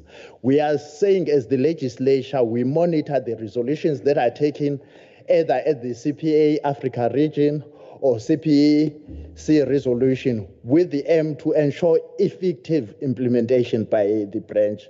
If we can just reflect some of the resolutions that were taken recently in those two conferences, we're dealing around issues of climate change among African countries, issues around renewable energy sources to speed up industrialization, addressing the mounting crisis of mistrust in political institutions, where we talked about issues of electoral reforms, re-examining the contribution of women in parliament. As the provincial legislature, when we look at this resolution, we established that a lot of them have got a national element. They do not fall within the concurrent powers that the legislature could then be able to intervene. So we bring this to the attention of the Office of the Premier, as well as our delegates that sit at the National Council of Provinces, so that they can be taken up at a national level for policy review. We are also alive to issues emanating from the CWP, Commonwealth Women Parliamentarian. We have a multi-party women's caucus through which programs and activities of Commonwealth women parliamentarians are implemented. This structure comprises of all women members of the legislature across political party lines. This structure was established again in terms of the Standing Rule 210 of the legislature.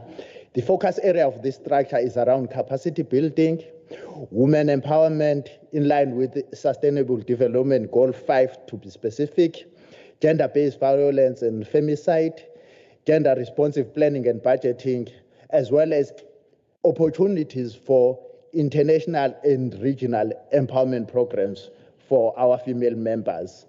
I'm going to quickly talk to other programs that are embedded in our programs that talk to vulnerable groups, that talks to issues of oversight, public participation, and lawmaking.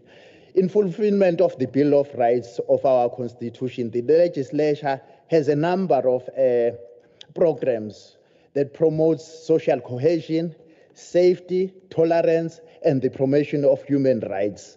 We have got the Interfaith Symposium that mainly involves the faith-based sector.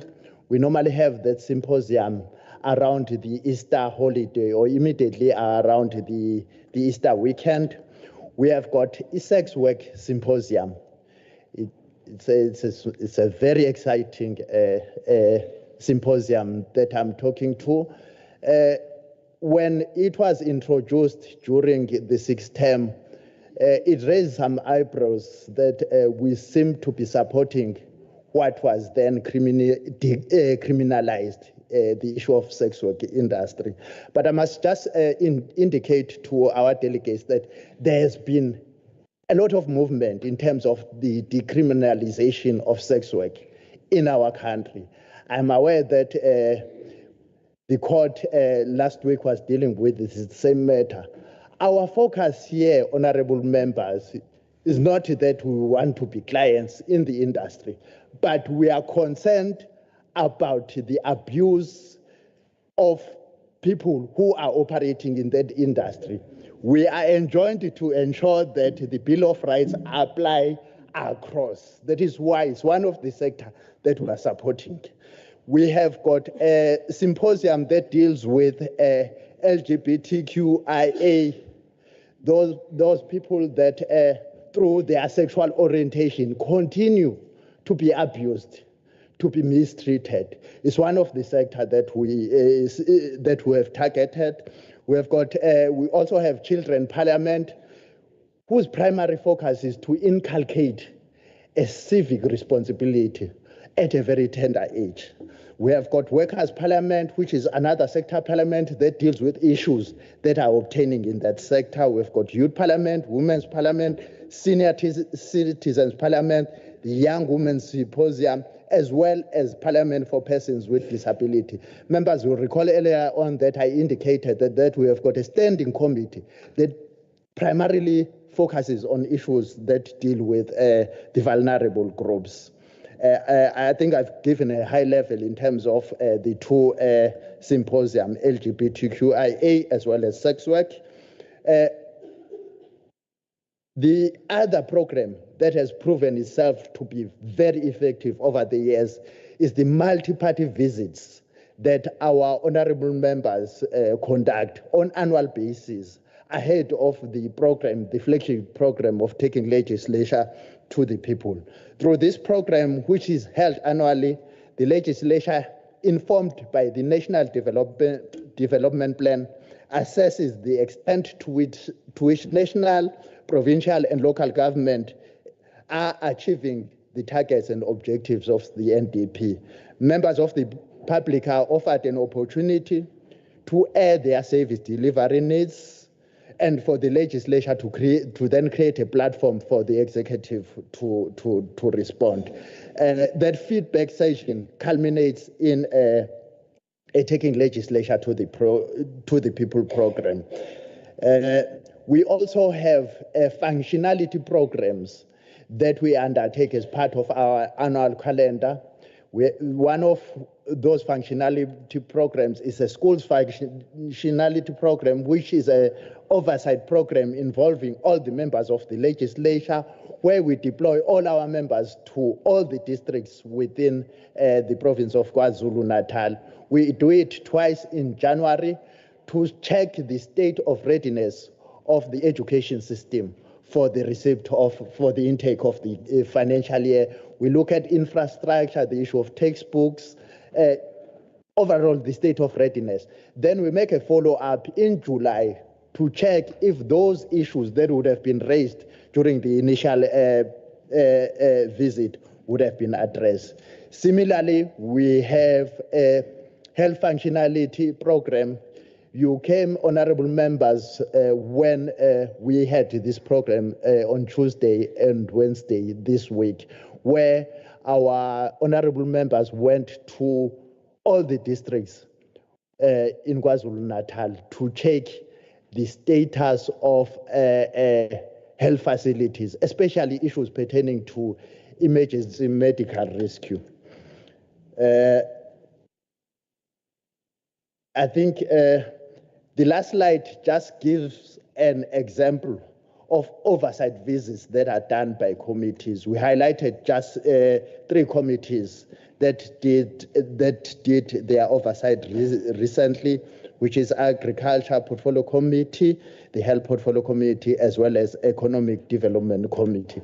I want to understand that this presentation and the rest of them will be shared through Madam Deputy Secretary of Eswatini Parliament, so that at leisure, honorable members, you can then be able to interact with the presentation.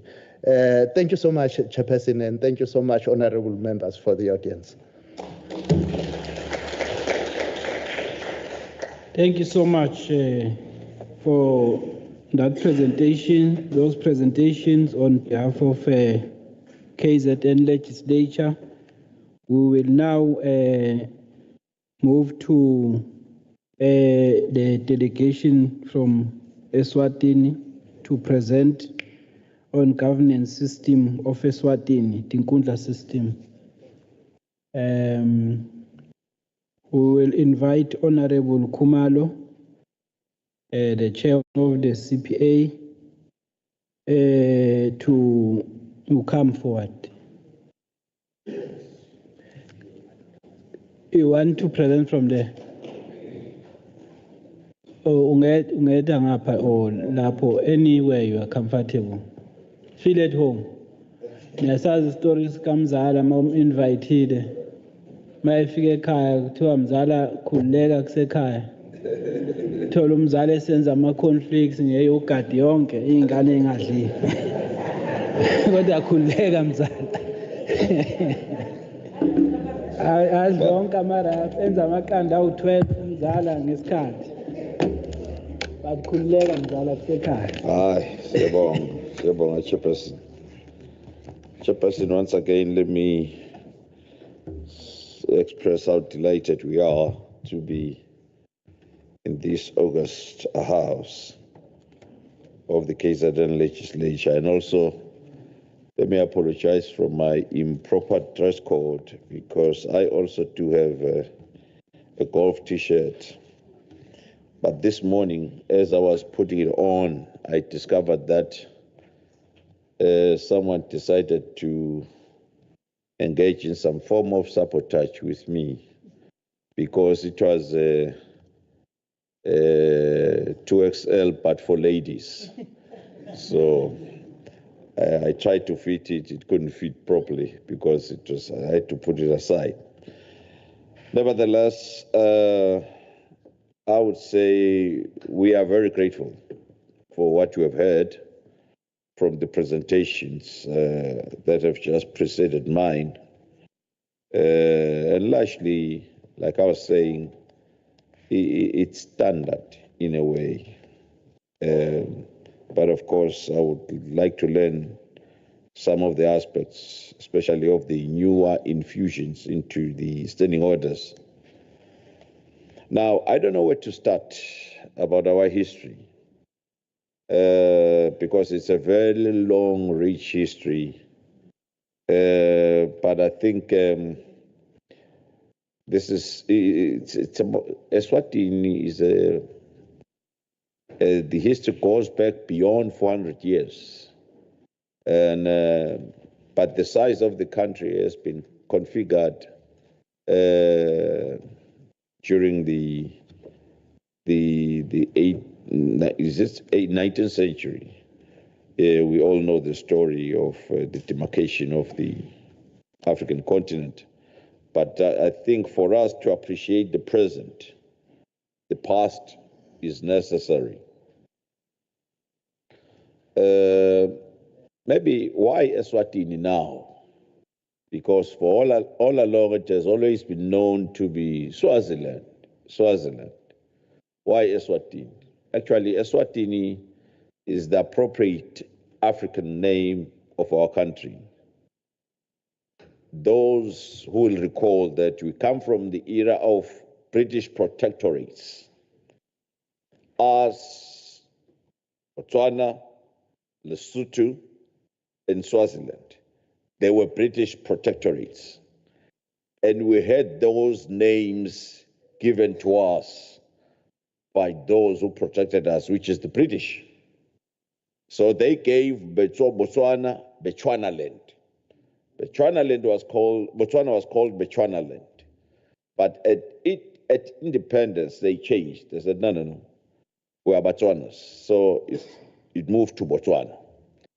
They gave Lesotho Basutoland.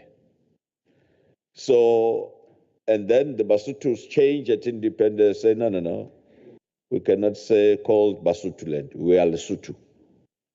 Now, Swaziland did not change at independence. It continued with the name Swaziland because all these names were land at the end.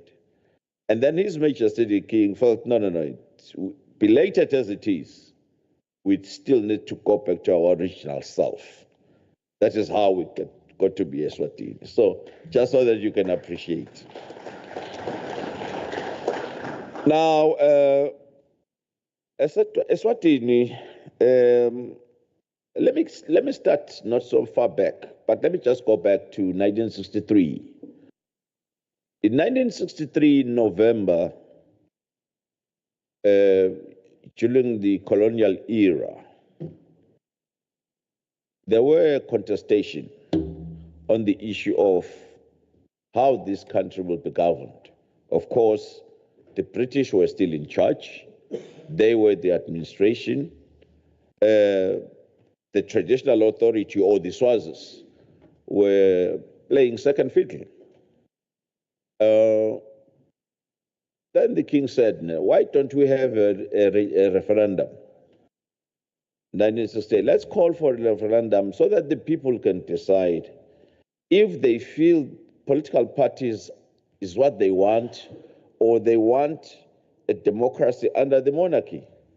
Well, they will be able to meet, decide their fate, and talk their problems and traditional structures. The British said, no, we can't, we are not buying that story. We are imposing a constitution under at the time it was called LegCo, which is Legislative Council. So there were a lot of legislative council in all the former colonial countries where the Zambians, and it was the pre-independence administration was LegCo, called Legislative Council. So we had the same back in Eswatini, but the king made an attempt of calling for a referendum in 1963. That was in November. In that referendum, that was the question, if the people were basically for the monarch, which is the traditional authority, or they wanted the country to be governed under multi-party. The people voted. At the time, the voting age was roughly 130,000 people. They went to a vote on the referendum, which was not supported by the colonial administration, by the way. So the voting age at the time, the results were 122,000 in support of the traditional authority, and 2,000 and something voted in support of the multi-party. But the British said, listen, we're not interested. You have an election in June of 1964 where the pre-independence administration will be elected under the Legislative Council. So that is set for June 1964. The referendum of 63, whether you want it or not, it's inconsequential. Now, where do you go? The king didn't have a political party.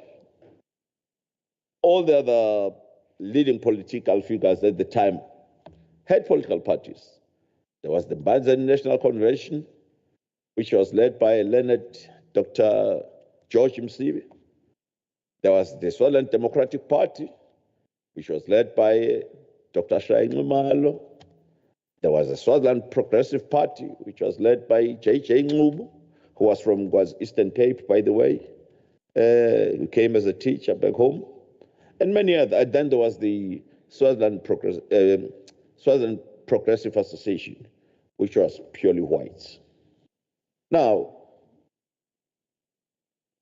the elections were to be held, and then in June of 1964, and the colonial administration did tell these measures that whether you don't have a political party or you do, we'll tell you one thing: if you don't enter this race, they'll be in charge of you. They'll run the country the way we want them to run this country, and then you'll be a bystander. Some of those men, we call them wise men, sat with the king and said, no, inasmuch as we know what was the outcome of the referendum, they will, if you leave this country, they will be run by the political parties who we voted against. We want you to be in charge of the process. So, if we don't join them, you'll be run by them, and probably they'll run you out. But we need to join them to beat them. So on the 16th of April, 1964, the king called the nation at Spire to say, look, we're at a crossroads. We have had a referendum. The people voted for, but that result has become immaterial. So on the 16th of April, the king called for the formation of the Imbokodo National Movement. On that day, it was announced. Mind you, the elections were less than 2 months in office. So the elections were held for the Legislative Council, and then the Imbokodo campaigned, and it swept all the boards.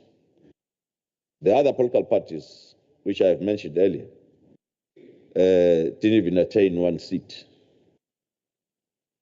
But then again, that led to the discussions now in the UK, where everything was administered in London. There was a question on land, and there was a question on minerals.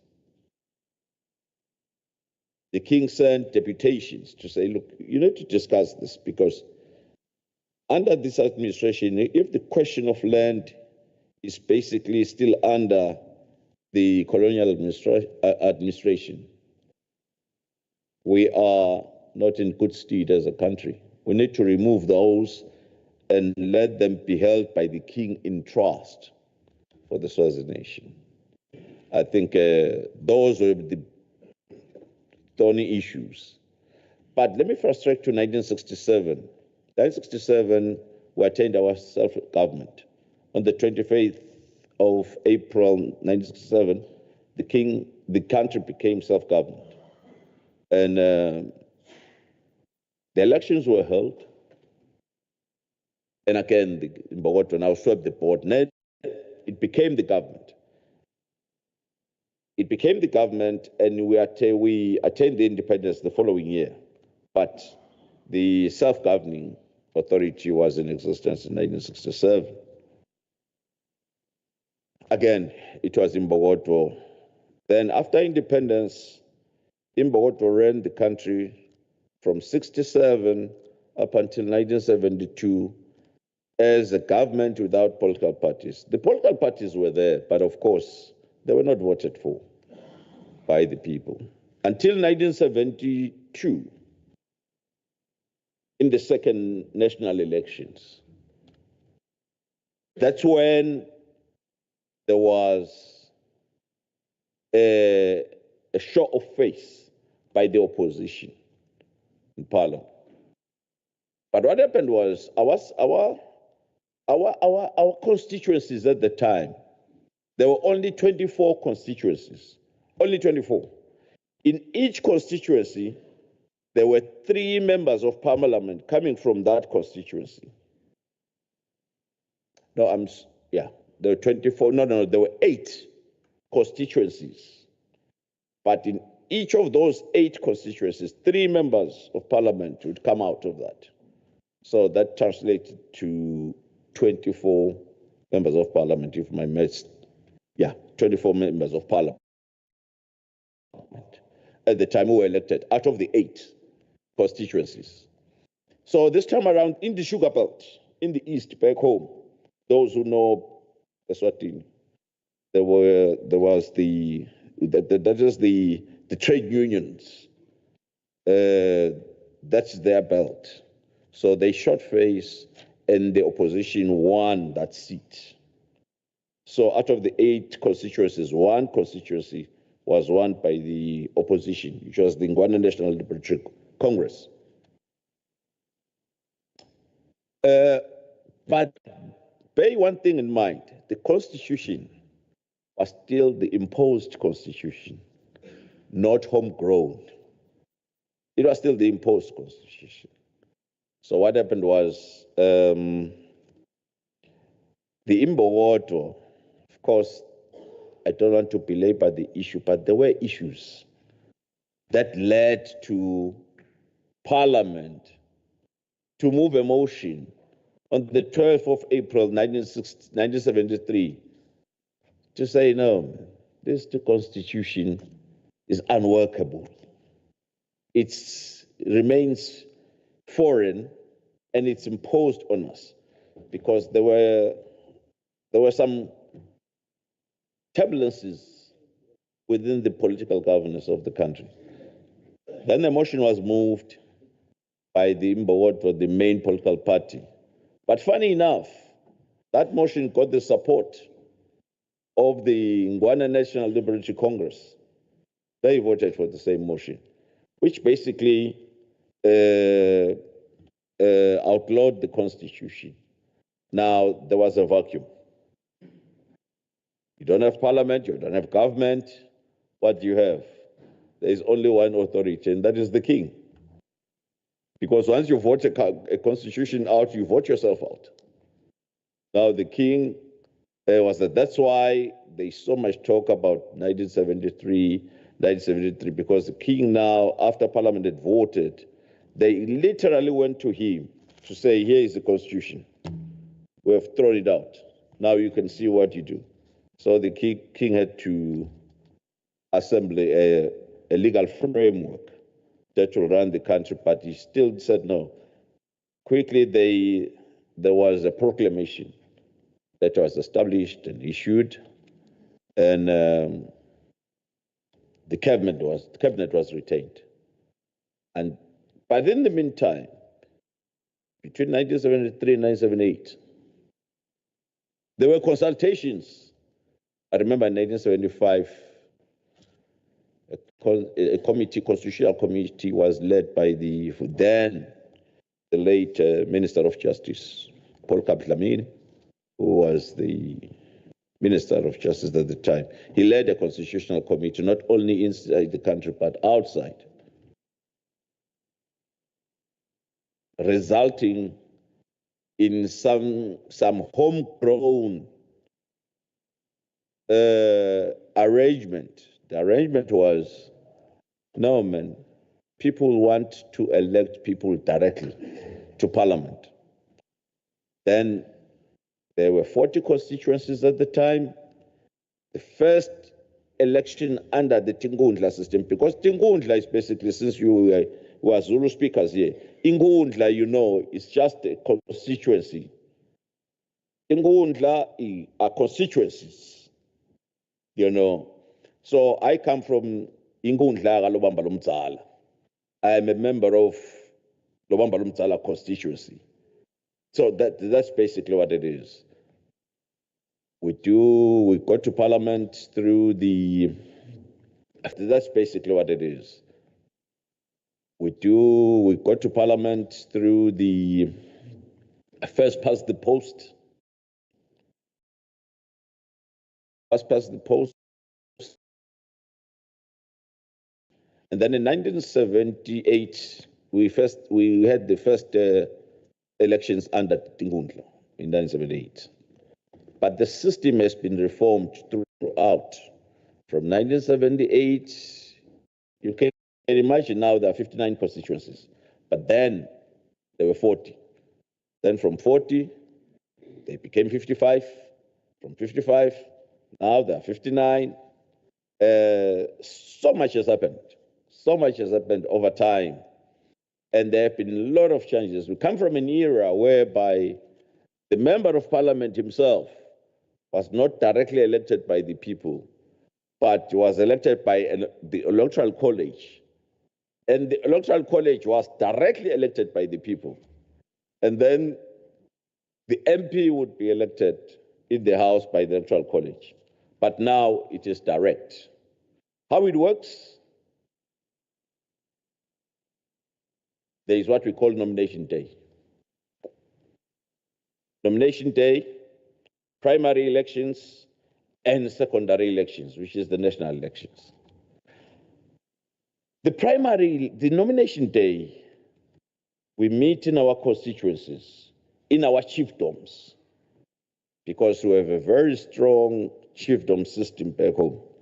Each and every inch of our land is covered by a chief, whether it's urban or not. But even though, when it comes to urban, there are the urban structures, but still, we know that in Mbabane, for instance, is the capital city, there was Chief Mbabane, you know, even though now today it doesn't work along those lines, but in all the rural Swaziland, every piece, every inch of the land is covered by a chiefdom.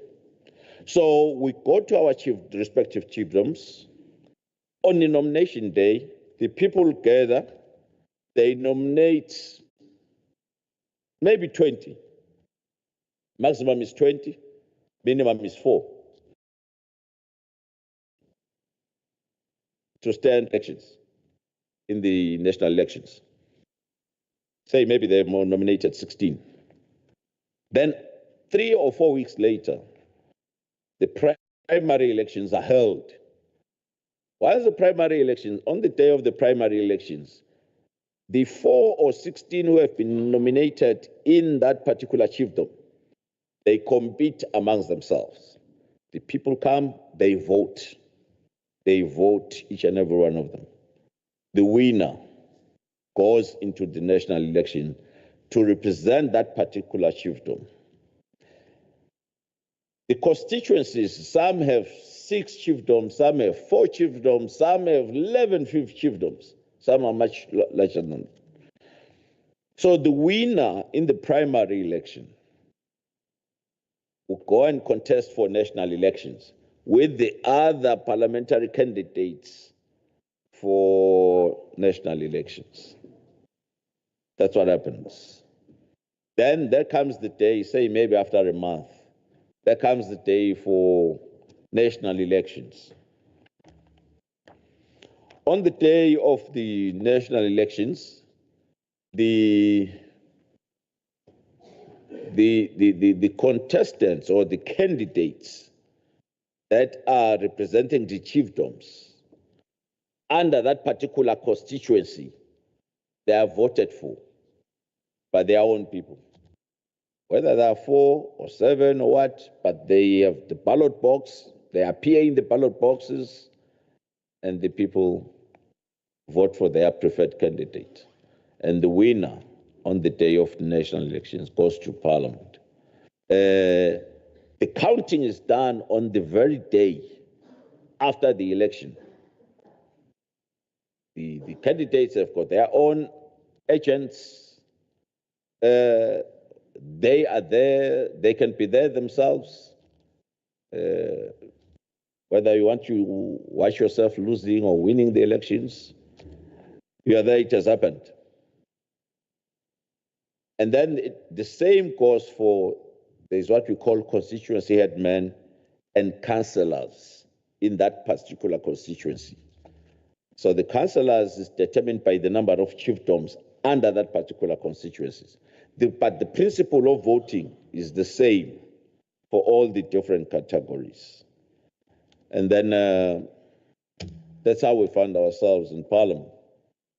But it's very rough because we don't have the benefit of support, in the sense that you don't get support from your political party. You can't get that support. Your support is even individually based. And again, as I said, it's first past the post. So that kind of situation, you need to make sure that you avail your own resources to fund the elections. But there is a positive to this system. I'll give you an example. Once you are in Parliament, because you came there as individuals, at some point in the year 2000, I remember, we visited the UK, and we're given a lecture by a professor in Cambridge University who actually helped to draft the Malawi Constitution. So we explained to him the system. And he said to us, no, there is nothing like no party in politics. There's nothing like non-party.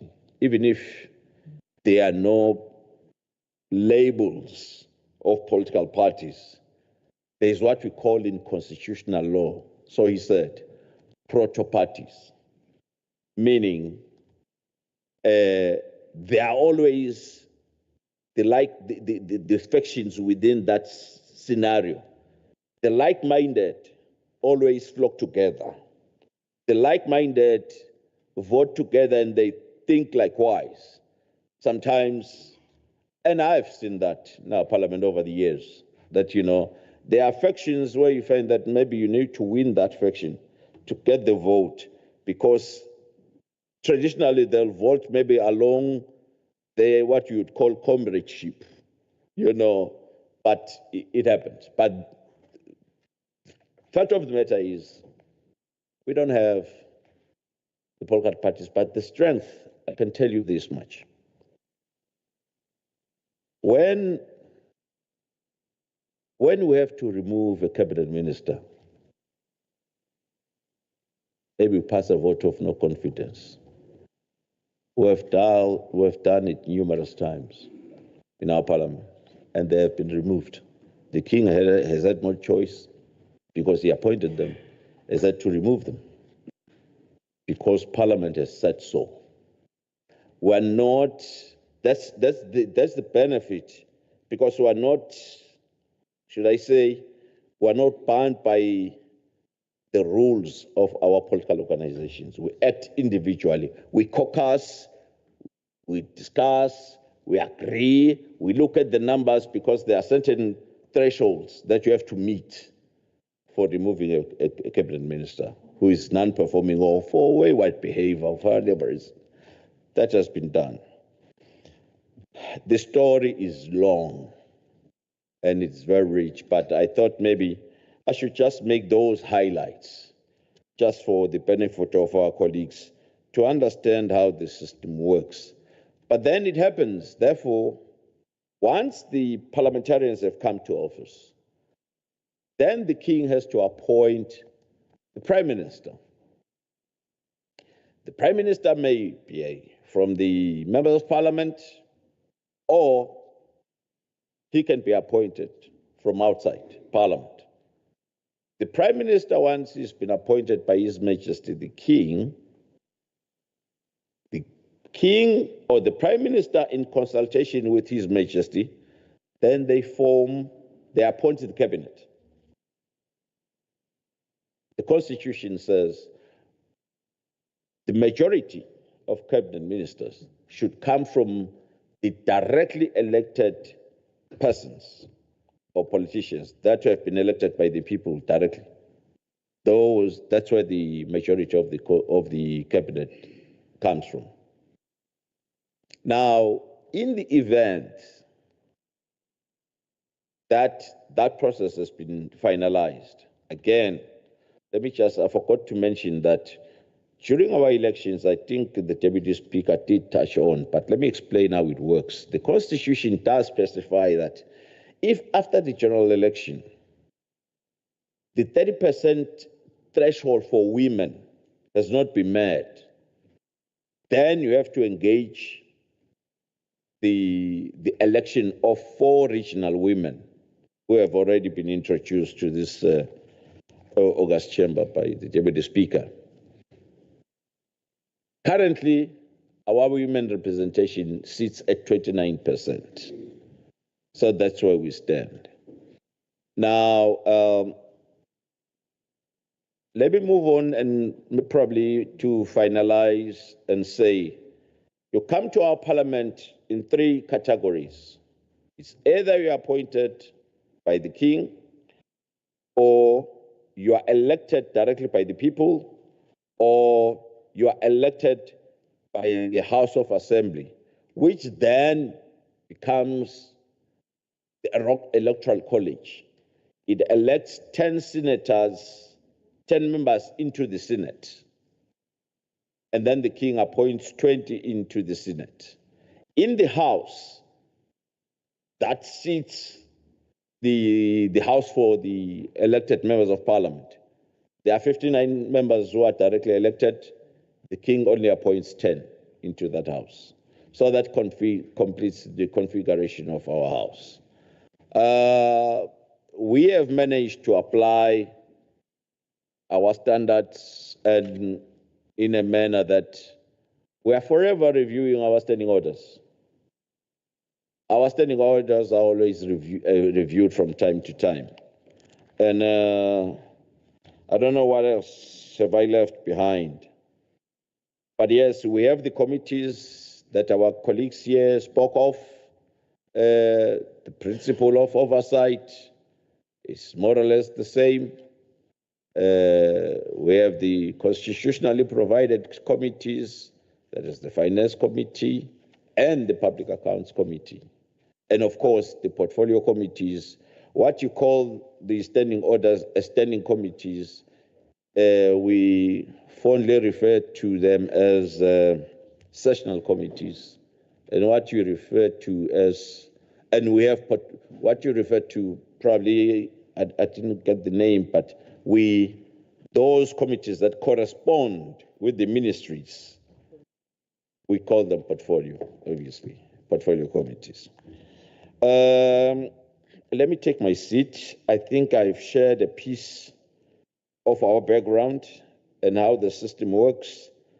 But the consultation, if you are a member of parliament, as a directly elected member of parliament, and you absent yourself from the people that elected you in the constituency, I can tell you here and now that forget about the next elections. That is why it so happens that right now we're from an election. Out of the 59, I think only 9 made it back. It's a very, very tough contest. And it's always around that figure because the electorate can be very brutal and ruthless where we are concerned. And I always wonder how one has made it 6 times to come back because it's brutal out there. And you cannot come back from an election back home if you had a big tummy and you still retain that tummy, not when you come out of an election. So it's really rough. Honourable members, thank you very much.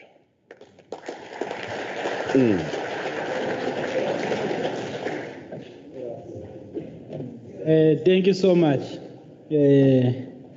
for the presentation. Let's check if Honorable Mhlanga, the Deputy Speaker, has any other additions. Over to you, Honorable Mhlanga.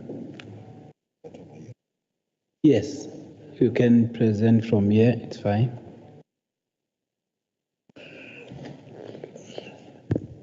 All right, thank you, Chair of Chairs. I think his Honorable MT has taken a big chunk. It's always a challenge when you have to second the Honorable MT, because we spoke about this. Now leave these points for me, then you take this part, but he's taken everything now. In any case, thank you once again, Honorable Chair, for affording me this opportunity to mention just a few things. I think one thing that he has skipped is the election of the Speaker.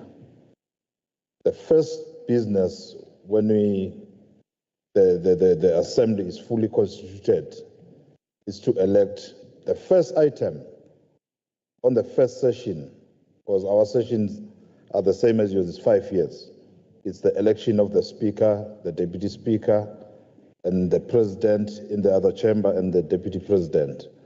The Speaker gets elected by the honorable members once the House is fully constituted. I think that's what was left out of the presentation.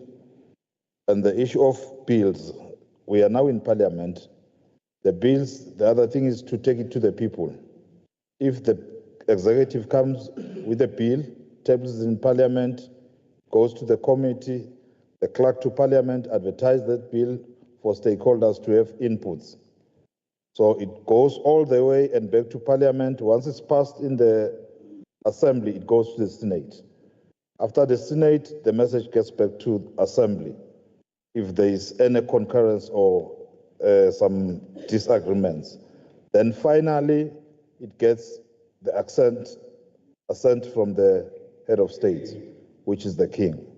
So our king is also in Parliament, because finally it goes to the king for assent, then it becomes an act of Parliament. I think he has touched on the PAC committee and the finance. Those are the only two committees that are in the Constitution. It's Section 209 that establishes the Public Accounts Committee and the Finance Committee, working together with Section 207, which establishes the Office of the Auditor General. So the Auditor General tables the reports for central government and parastatals and schools to the Public Accounts Committee. Then it's the prerogative of the PAC, which, by the way, I also chair the Public Accounts Committee in Eswatini. Like my colleague here, Honorable Tim, as the chairperson of the Public Accounts Committee, at National Parliament here, I think it works like it's equivalent to SCOPE, our Public Accounts Committee. If I'm correct, Honorable Tim, the Speaker will pardon me. I know it's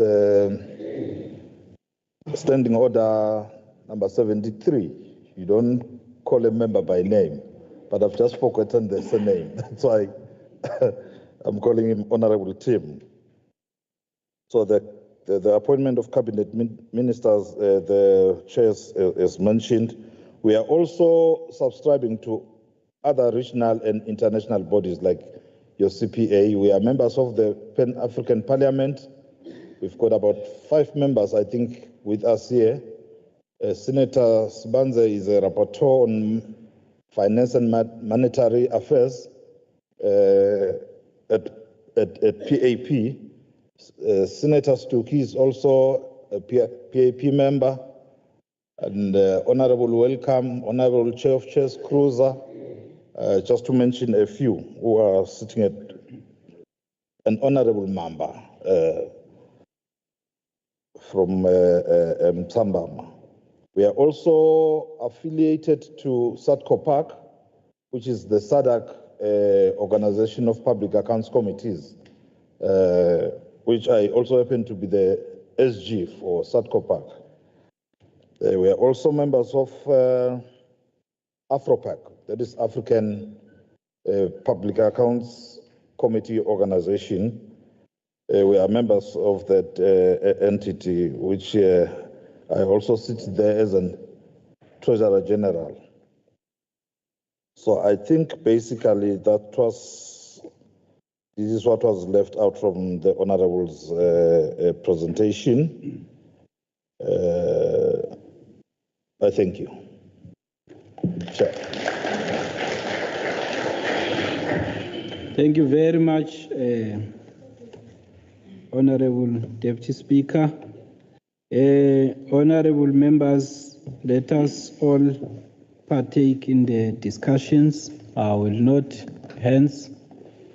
If there are any questions, comments on what was presented, I will now note hands.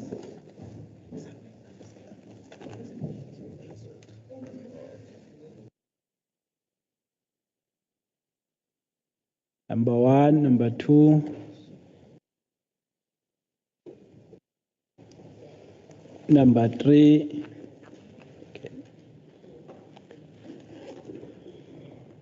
number 4. Okay. Let's start with number 1. I've forgotten the names. Honorable, welcome. Number 5. Thank you, Honorable Chair. And thank you to all the presenters for their informative presentations. I think I've got only two questions. The first one is on the Standing Committee for Scrutinizing Subordinate Legislation. How prevalent is this the tendency by the executive to delay bringing regulations to the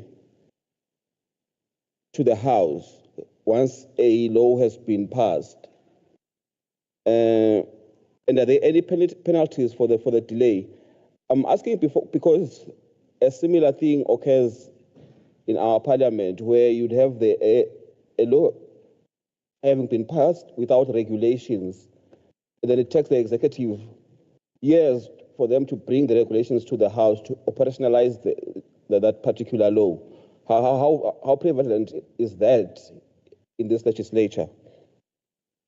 And then secondly, there's this issue of the staff not being allowed to write political debate speeches for the legislators.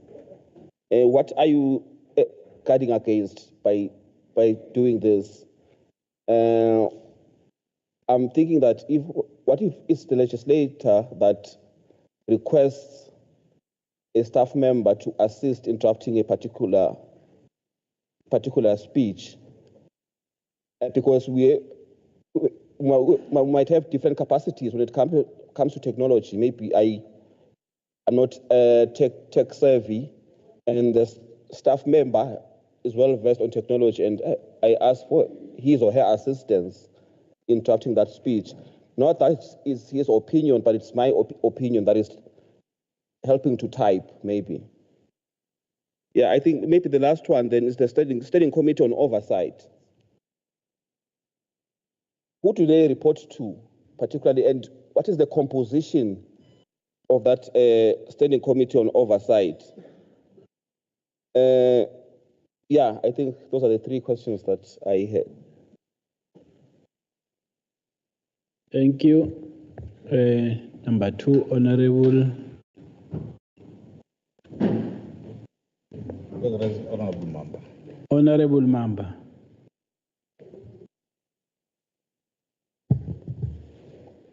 Thank you, Chair. I think I have only one question. My question is concerning the objectives. You said the second objective was that it's involving the people in participation.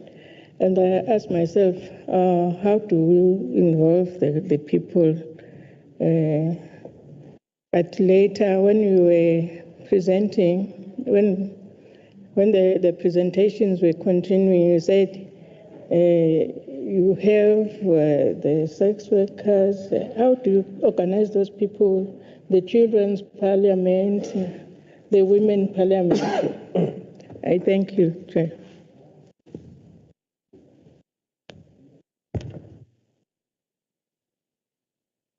Ngizogcina ngosihlalo. Yeah. Honorable Nyambos Dingiswayo.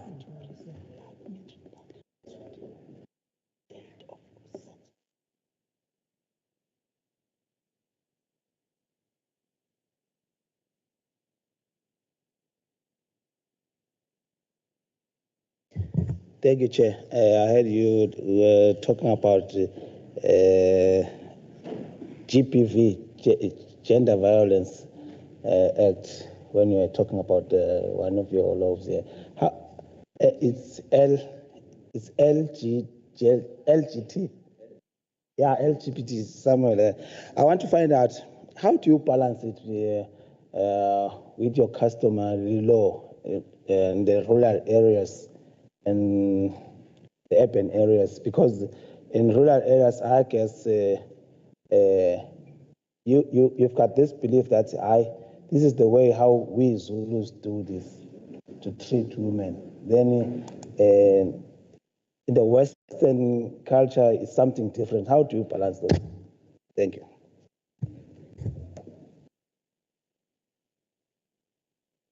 And at the back, there was a hand. No. At the back there, then Senator Mkhonto.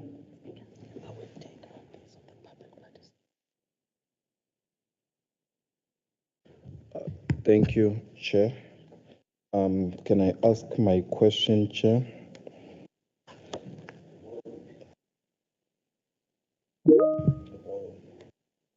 The presenter presenting on oversight, Chair, spoke about your oversight functions, but my question is, when performing your oversight functions in line with legislative functions, how do you hold the ministries accountable, in particular those that have SOEs under their establishment?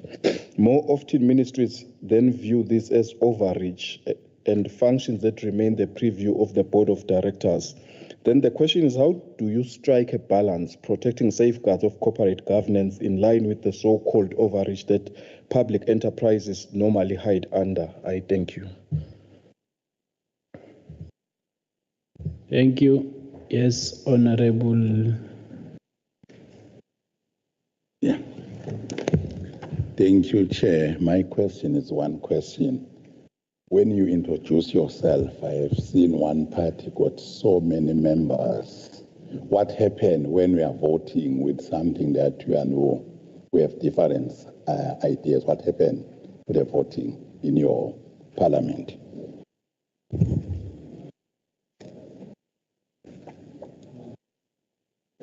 Angize ngakuwe sihlalo. Ngiyabonga, Chair. No, mine is, I think it's yesterday. I think, Speaker, I heard that there is a new innovation that has been introduced into the standing orders quite recently, though, that of members making statements addressing themselves to the executive, including the Premier. Now, I just want to find out the notice period. How much notice do you give to the executive in order to be ready to respond to those statements? I think that's basically my question. Thank you very much. Thank you. Honorable Pretesat.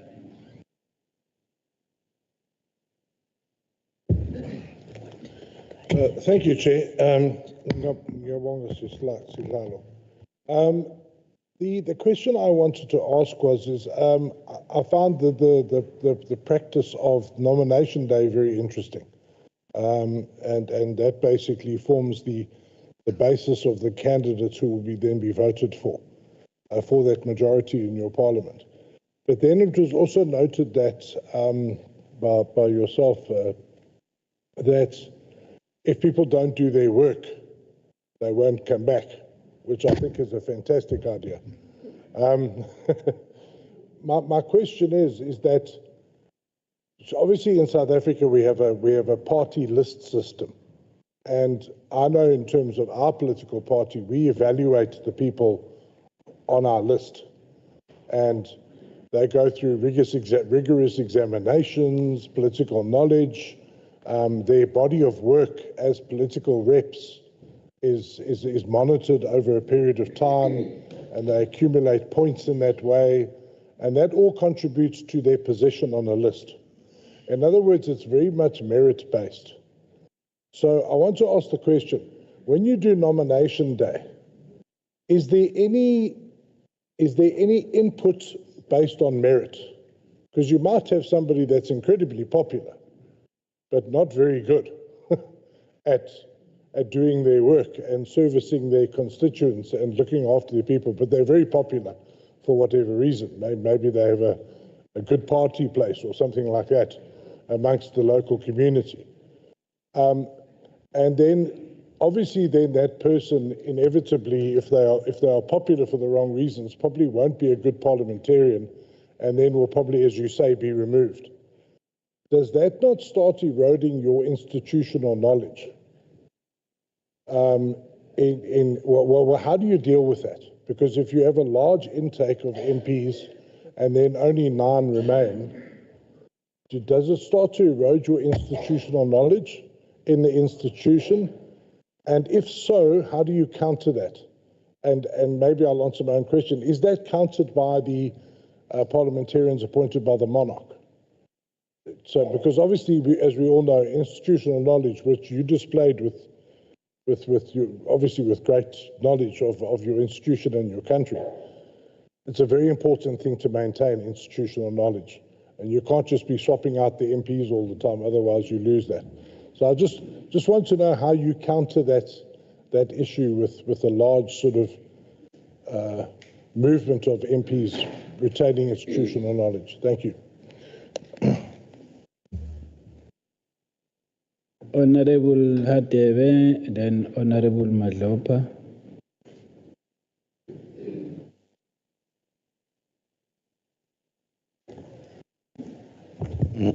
Thanks, Chairperson. Mine is a comment, Chairperson. There's no question, but I'd like to say, Chairperson, we are very happy, jubilant and jovial to have our brothers and sisters from Eswatini. Chairperson, in fact, we are one brothers and sisters. We belong to the Nguni tribe. We belong to the Nguni, Abangoni. Our relationship includes periods of cooperation, trade, and intermarriage. Mhlasimpe nalana khona sazobathola nje from Eswatini. Cha nangu Madam Speaker ukhona nani ngala kushintshwana. Chairperson, board nation retain. Usudayisa ngoSpeaker ungakhulumile na. Asakubudlelwane neSwatini siyabuqinisa.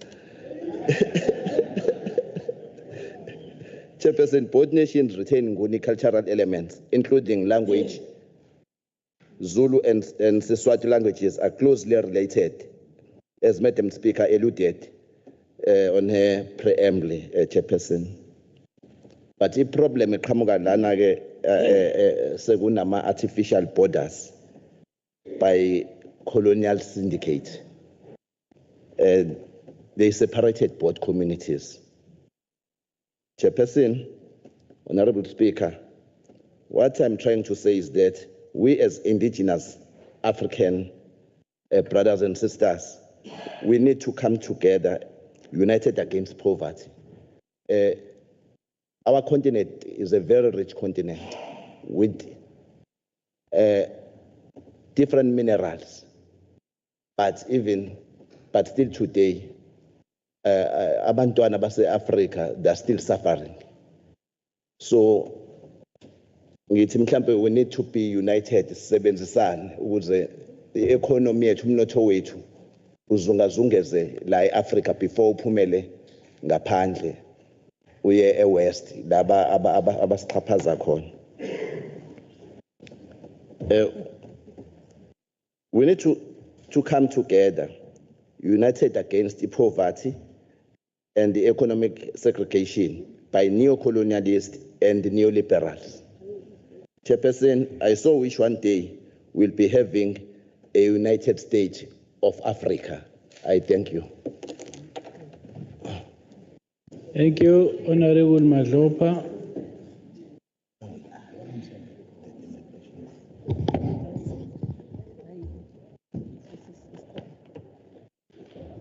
Thank you very much, Honorable Chair. Greetings again to the Honorable Speaker, Deputy Speaker that is leading the delegation and our Deputy Speaker.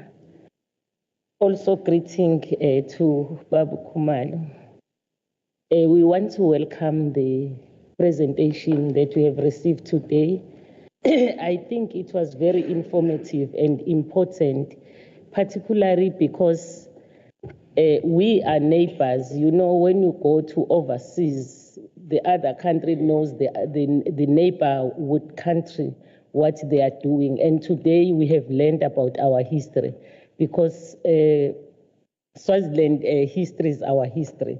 We must understand because we are coming from SADC, we must know what each other is doing. So we really appreciate and we think that this relationship will grow from strength to strength, that we share even the programs and everything that we do as a part of Africa and SADC.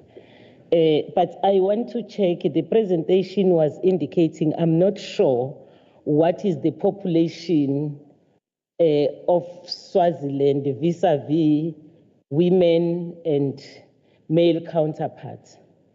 It's driving me to ask the question, and we appreciate the quota that has been reserved for the women. But what I wanted to establish, in that 30%, are you not envisaging to try and increase the number of women so that as a country, also the women are well represented rather than having them a quota?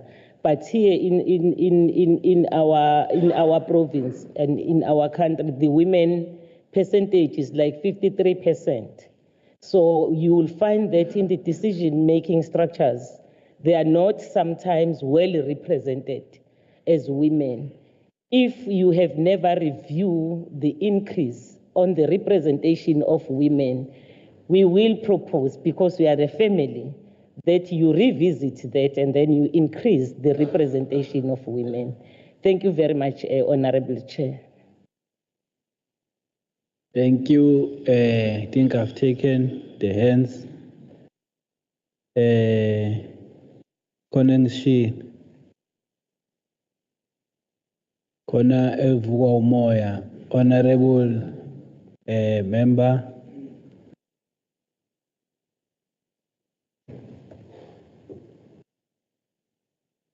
Thank you, Honorable Chair. Mine will go to the Ethics Committee. While one presenter was presenting, I got fascinated by the Ethics Committee.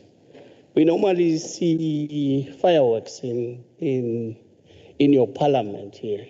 What I want to establish is just to know if this committee has got any guidelines in terms of code of conduct, dress code when you come to your parliament. That's the one I want to get clarity. Thank you.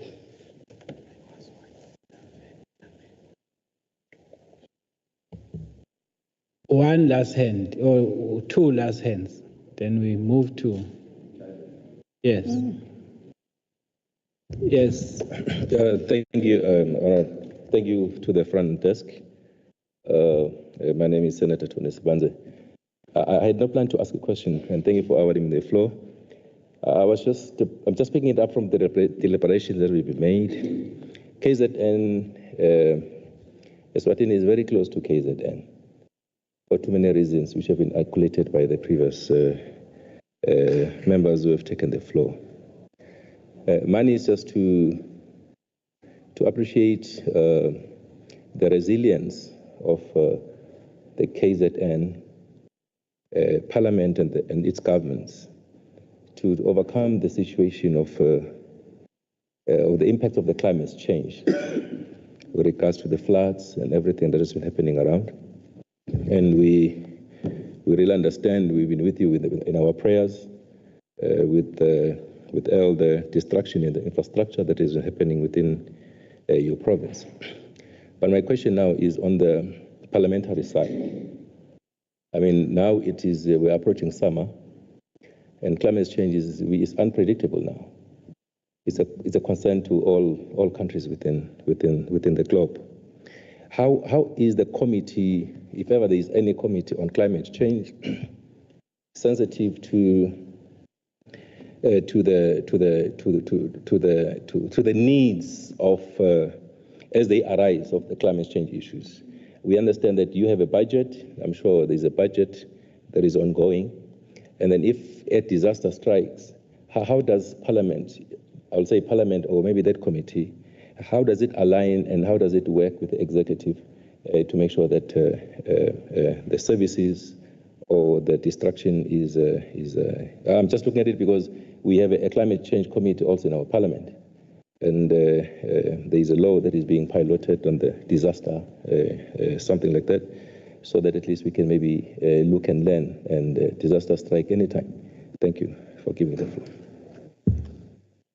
Thank you, Honorable Member there. Honorable. Thank you. I just want to appreciate the presentations and also say that from the presentations, I realized that there's a lot of similarities between what KZN Legislature is doing and what we are doing. I also saw the list of committees. It's quite similar to what we do. And the focus on women and children and all of that, it's really very similar to what we do.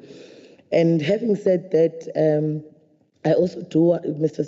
Speaker, I do want to also appreciate the issue of rights, the focus on rights. I think one of the presentation was talking about the focus on rights, the rights also for the sex workers and other marginalized groups.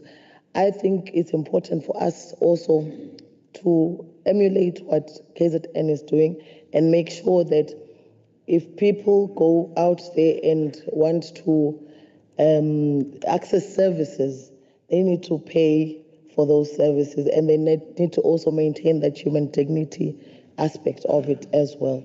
I thank you, Chair.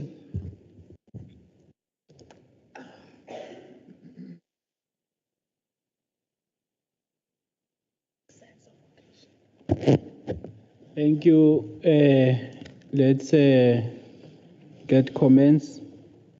Nopala, you lead on the questions or comments on the presentations, and then we'll close with Usomlomo here. Don't forget the online platform, Chairperson. Thank you. It's fine. We won't forget you. You indicate if you want to speak. My hand has been up, Chairperson. Okay. So that means I you have are on the floor. some few questions. Thank you very much, yes. Chairperson. Good day. to the honorable members from Eswatini, and thank you for the presentation, which was very powerful, and we are also impressed on this side for having neighbors with a powerful system. And we see similarities in so many things. Now, given the Eswatini's unique political system as an absolute monarchy, now my question is, how do, as the legislature, balance between tradition and cultural authority and the growing demand for the democratic participation? And what lesson can we learn as KwaZulu-Natal from the system that you, Eswatini legislature, have? Thank you so much, Chairperson.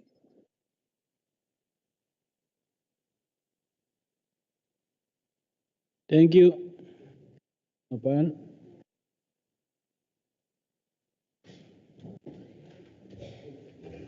Thank you.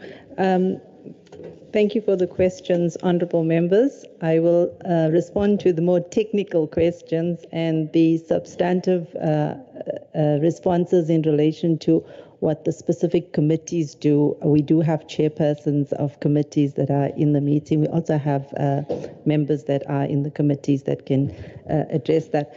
Specifically on the scrutiny of subordinate legislation, we provide for it in terms of our rules, the establishment of the committee.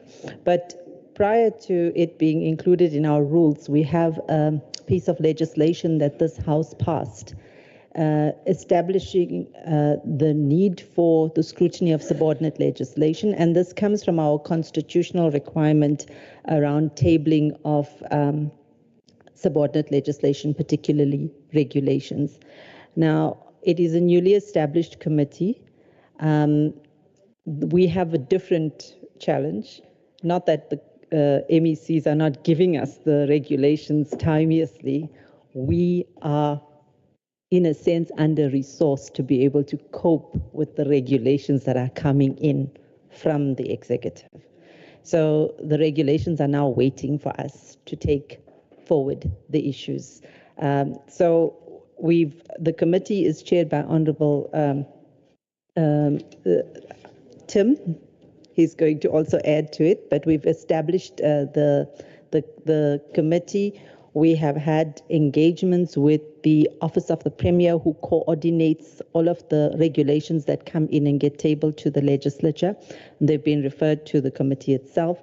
They've had meetings engaging on the principles and the operations so that we do not compromise the executive in terms of implementation, because the regulations are about implementation of legislation. It's about the procedural elements. So we strike a balance between understanding the role of the regulations in supporting the legislation, but we have to look at whether the regulations are not detracting from the original essence of the legislation. So in that element of cooperation between the executive and the legislature comes in, where we have to exercise our responsibility on oversight, but at the same time, we can't compromise the executive from delivering the service. And they, on the other hand, will not be able to implement the original legislation if their regulations are not processed. So it's a balancing responsibility and a mature responsibility, understanding both obligations of the executive and the oversight arm. So far, it's the committee is taking it in that spirit and working very closely with the executive so that they don't put at risk service delivery issues through those processes. This issue of political debates and speeches by staff, we follow the Latimer House rules, which ensure that the administrative support to committees is always, or to members, is always professional, and it's impartial.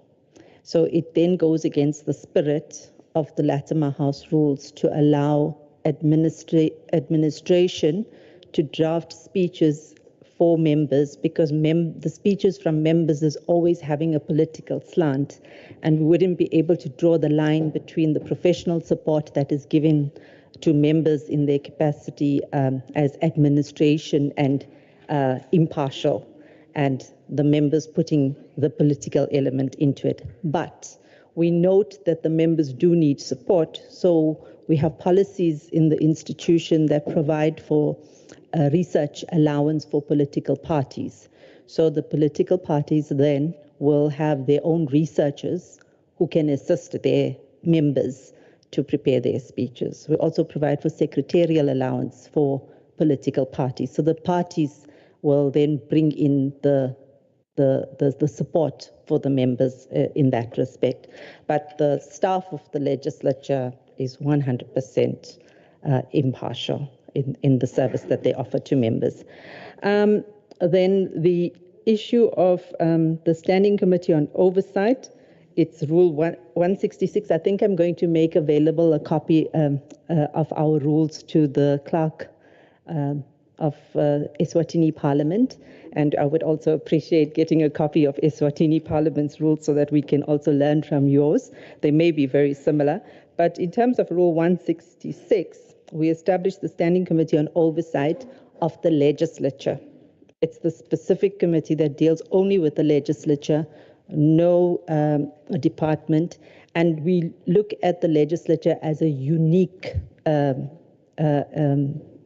body because it is not following the principles of the departments that are being overseen, but it is members within the legislature exercising an oversight over the arm that gives them the service. And so you have to balance that conflict of interest, so to speak. So we have very senior members on the oversight committee. They ask questions pertaining to the finances. They ask questions pertaining to the spending.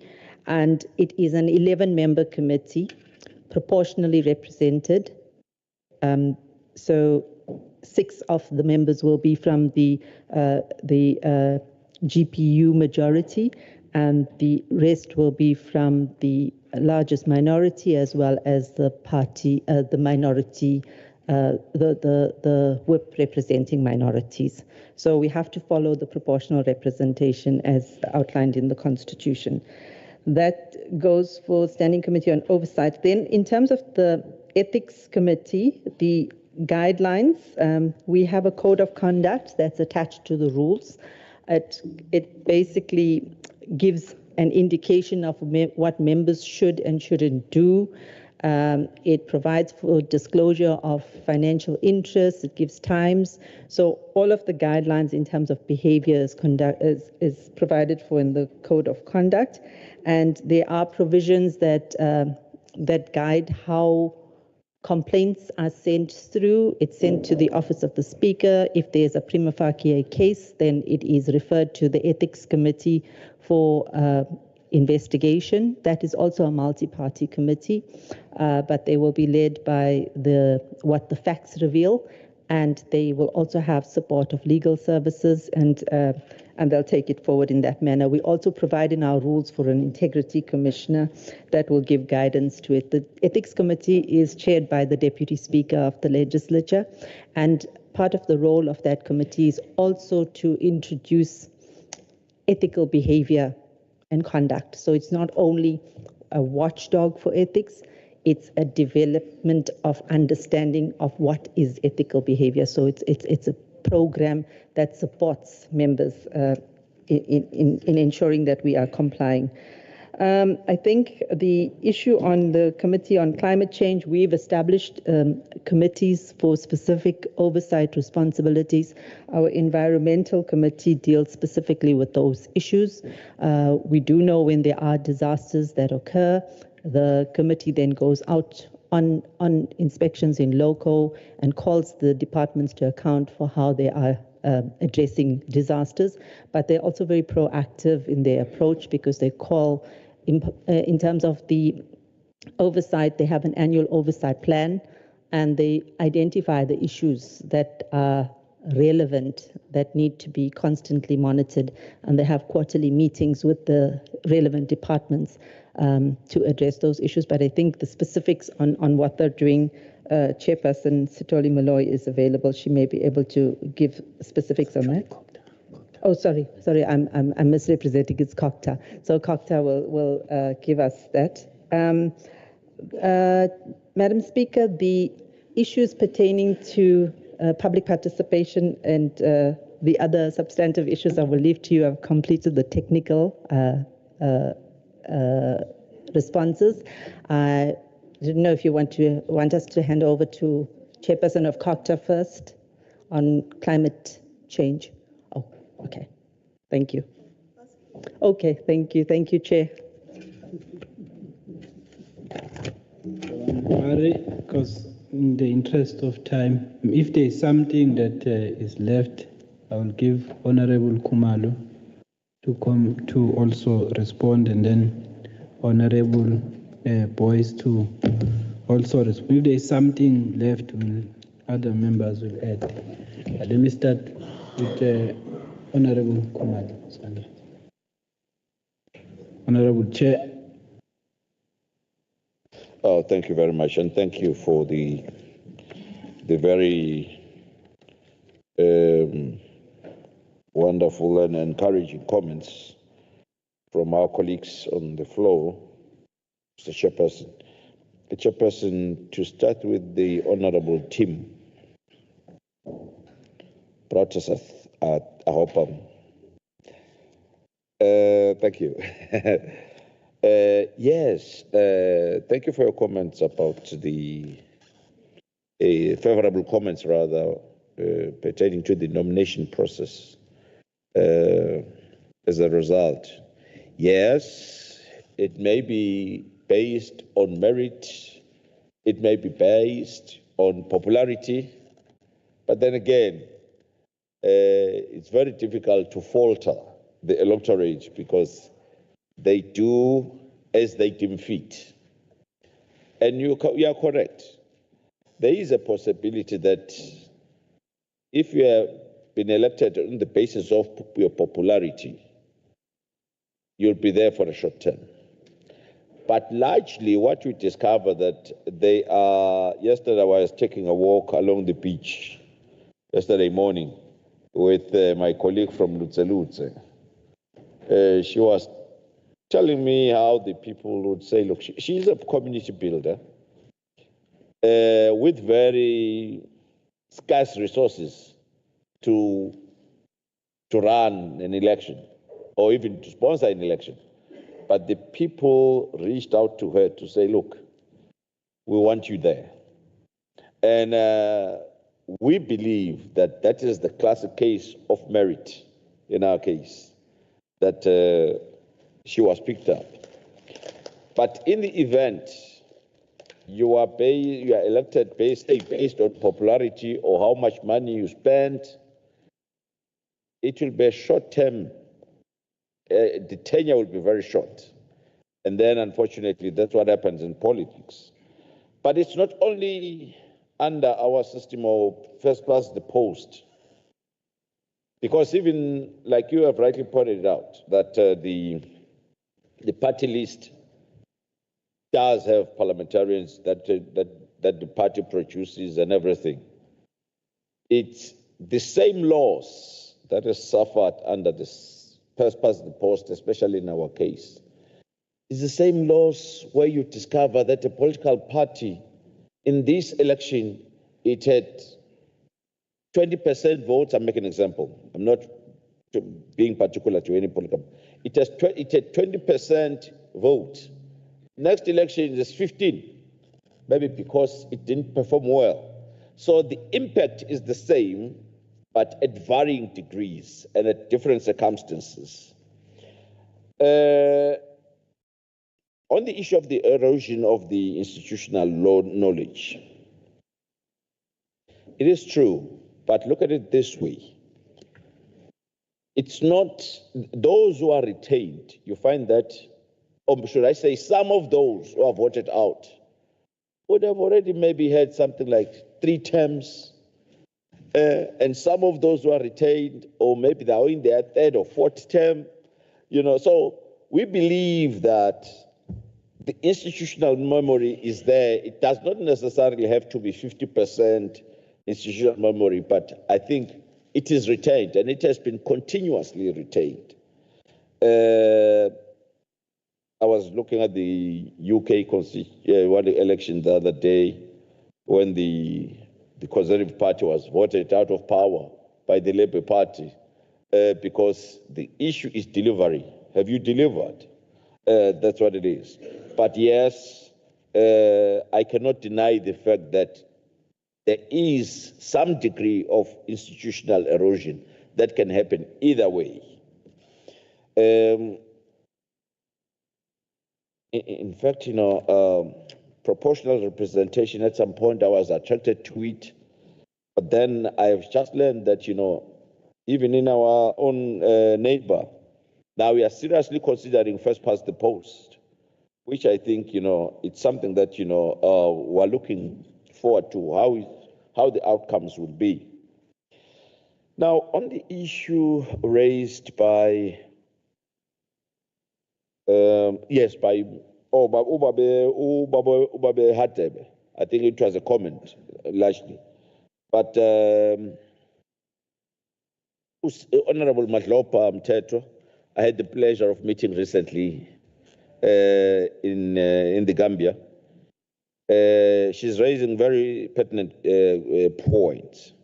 Of course, she appreciates the system and how it works, but her main concern is women representation. The population back home, I don't have the actual statistics, but I can safely say, and my colleagues will agree with me here, there are more women than men. There's no two way about it. That is a fact. Sorry? There are more women than men. Yeah?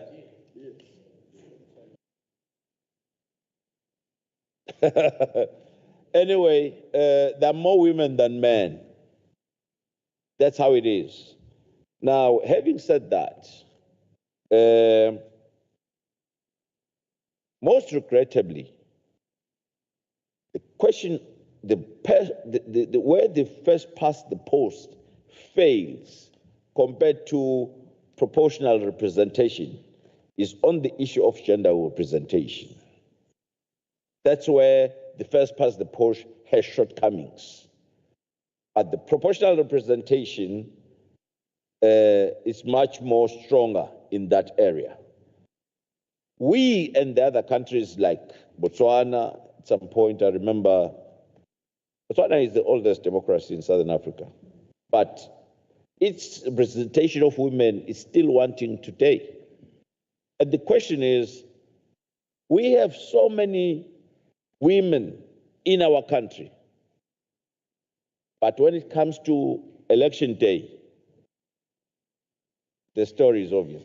We've tried to grapple with that issue. Why is it so that, the women are the main voters, and they make it a point that they attend, but largely they vote for men. And at some point, they even pull down their own. So this is why we have tried in our very small way to have this dimension of the regional representation, just to beef up. We are very careful of upsetting the demographic arrangement, or should I say that, if we don't do first past the post, what else can we do? Then the alternative would be maybe first proportional representation. But the question is, the people back home, they would say, we want to nominate and vote our own people. We don't want to have people prepared and then presented to us. Those are the dynamics of the different situations. That's what it is. And once they've tasted that, but I think I can tell you there are campaigns, now that the elections will be coming in 2028, campaigns have already started. Vote for women, workshops, NGOs, and there is no campaign for vote for men. They all vote for women everywhere. So I hope they'll make an impact one day. Yes, we speak in those tones that we do need more women representation, and we believe in that. But obviously, as we believe, it's very difficult to find a man who would say, I would step out and step aside for a lady to take my seat. But nevertheless, we believe it is a serious imbalance which does need to be corrected. So in that regard, Honorable Mahlaba Mteto, we agree with you. Now, my brother online, the honorable member, I didn't get his name, is talking about the issue of the advent of democratic dispensation. First and foremost, the process that I've explained on how our MPs get elected, that's more democratic. For a person to go and nominate someone in a chiefdom out of his own free will, and then his name is placed in the ballot paper, and they go and vote, and the election is, the votes are counted on the very day, before the eyes of everyone. For us, that is democratic. But there is one thing that I have to point out, Mr. Chairperson. On the issue of political parties, back home, we have political parties. There's no two way about it. And some of the leaders have participated in our parliament, and they've won the elections, some of them in the past. They have been MPs, leaders of political parties, have participated and won elections. But obviously there are those who feel, no, we cannot participate. It depends on that particular political party. And those some, we believe that, if they are popular and they have the support, surely I would say go for it. Just like the others who have gone for, they have stood in their constituencies as leaders, as presidents of political parties. But of course, the difference between us is that in our situation is that political parties are not registered. So they don't contest elections legally. That is a fact of life. But the leaders are free to participate as individual members, and they participate. And like I say, in the past they've won and they've been in parliament. But of course, some political parties say, no, we don't associate with this system. We don't want to participate.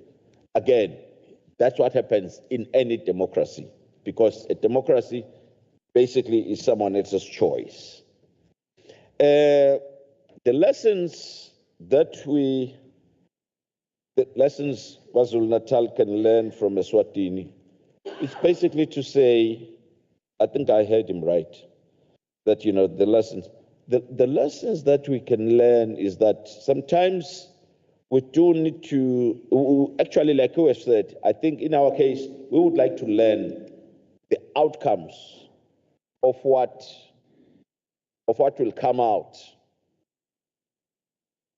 after the infusion or the hybrid, if it will happen, of the proportional representation and the first past the post, as we are also very close neighbors who are able to get the whispers of what is happening in our big brother's neighborhood. I think on that one, that's what I can say. Thank you very much, Chairperson.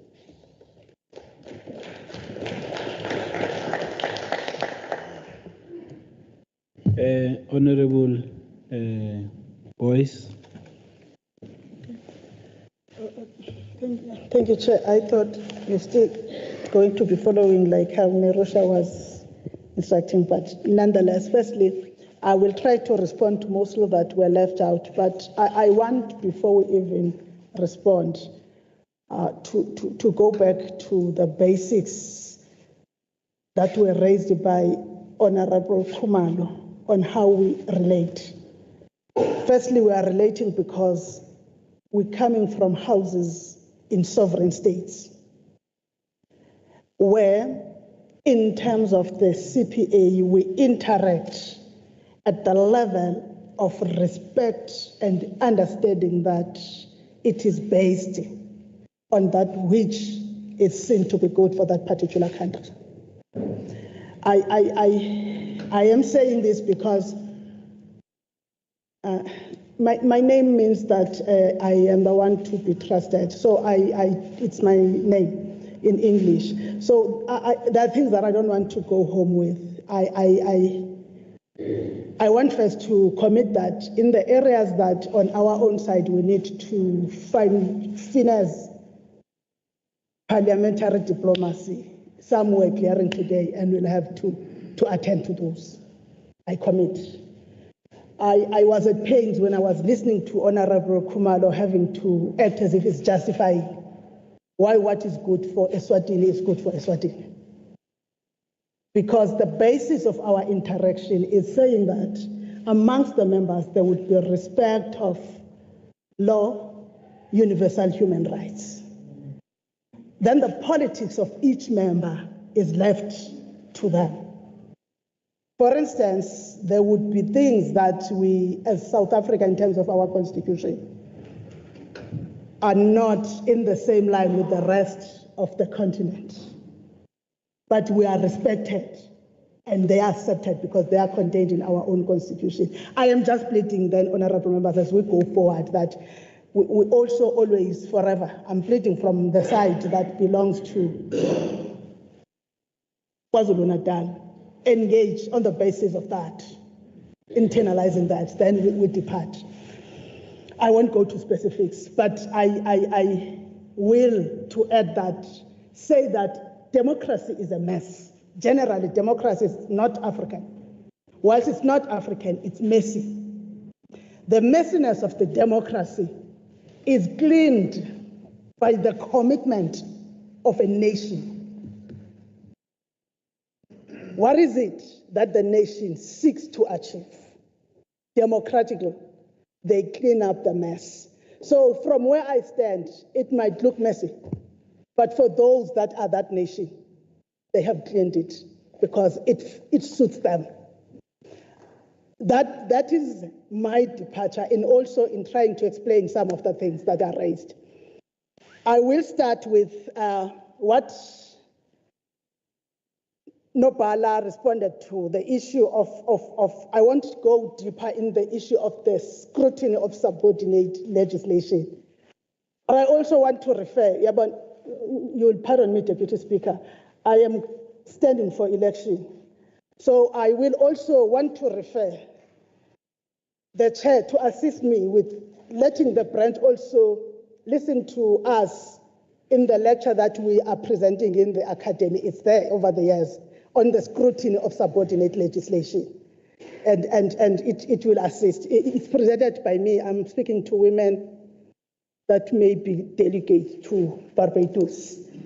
Then when we move from that, we're going to speak on issues of the Standing Committee on Oversight. Whilst Nobala had said the trust, but the political impact. I think it's important to give the political perspective. South Africa is also in its constitution emphasizing on areas of accountability. Now, Speaker is accountable to the House, so to say, but there is an accounting officer, which is mostly the Secretary, who in terms of the relevant clauses of the Constitution of the Republic had to have a platform where they are accounting to on the day-to-day running of the institution, and especially their taxpayers' money. So the basis of whether they are senior, mostly given by parties, but important, the essence is accountability of all, which is a constitutional imperative on our own side. It's something that started to happen, I believe, post-CPA in the early 2000s, Honorable Khumalo. Those of you who were leading parliaments across the Commonwealth decided to speak on something that is very rare: who oversees the overseer. There was an actual research around 2001 that was issued by the CPA. And when you look at the Oversight Committee, you get its roots there in trying to oversee the overseer, but also the regulations and the scrutiny of subordinate legislation.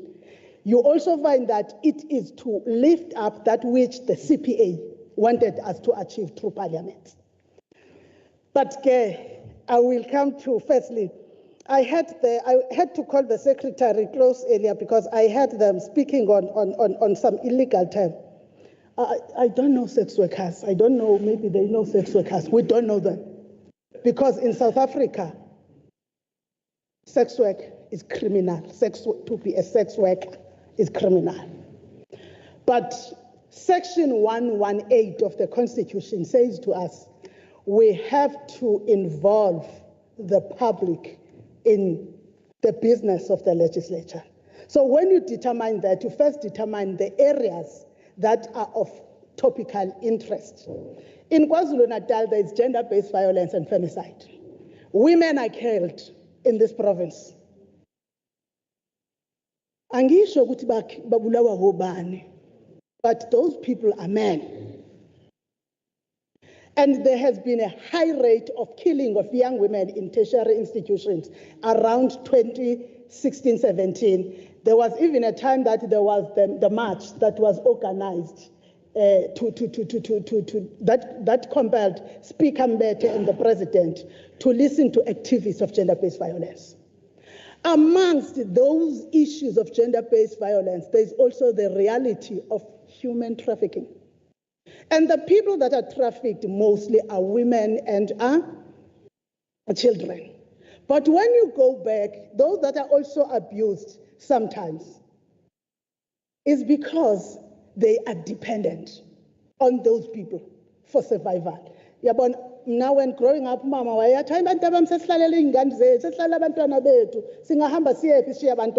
so you find that now it's no longer about the children only, it's also about sacrificing themselves. When you look at it in terms of being really speaking in the terms of law and also of reality, it boils down to sex work. Not sex worker, sex work. Because that domination of one sex over the other boils down to sex work. How does it influence our society? So when we had to have those sex work symposium,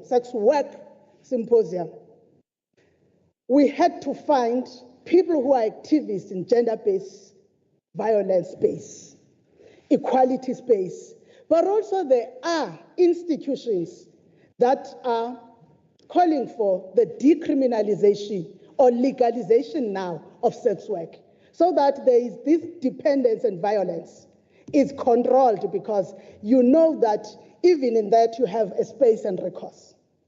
But secondly, there has been cry that if you are seen dressed or being raped, people will first ask you, how was she dressed?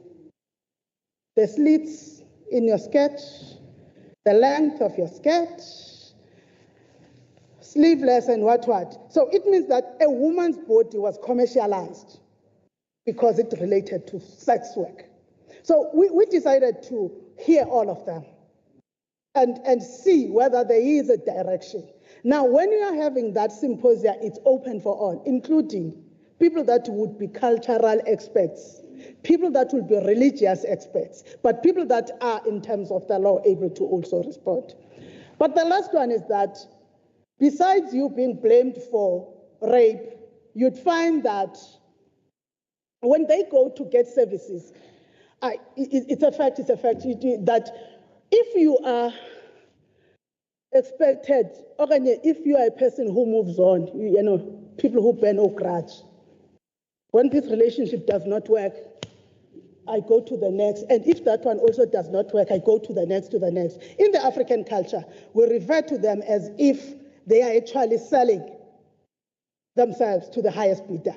So if then there's that belief, you find that including how those others are victimized because of appearance. Services were not given to people in South Africa.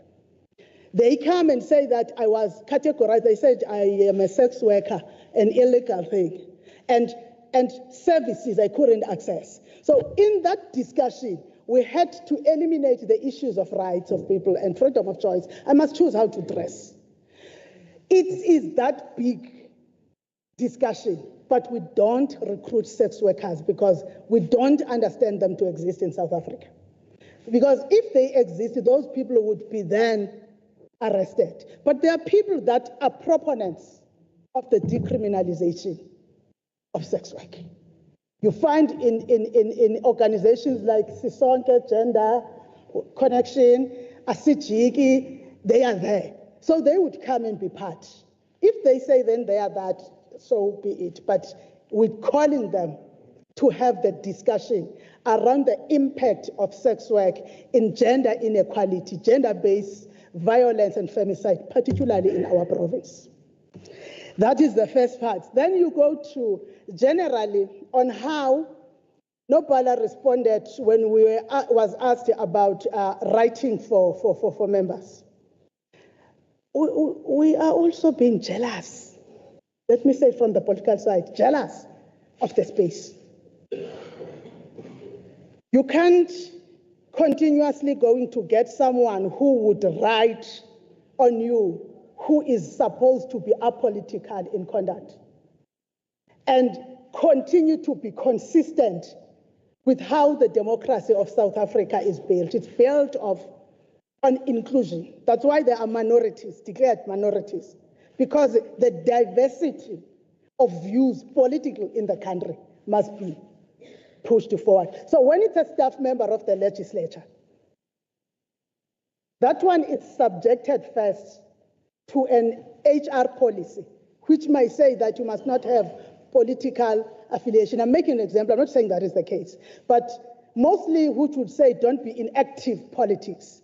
Now, when you bring that person and that person writes and robs the legislature, there are federalists, federal organizations, there are liberal organizations, there are broad churches, there are also left-leaning and far-left organizations in South Africa.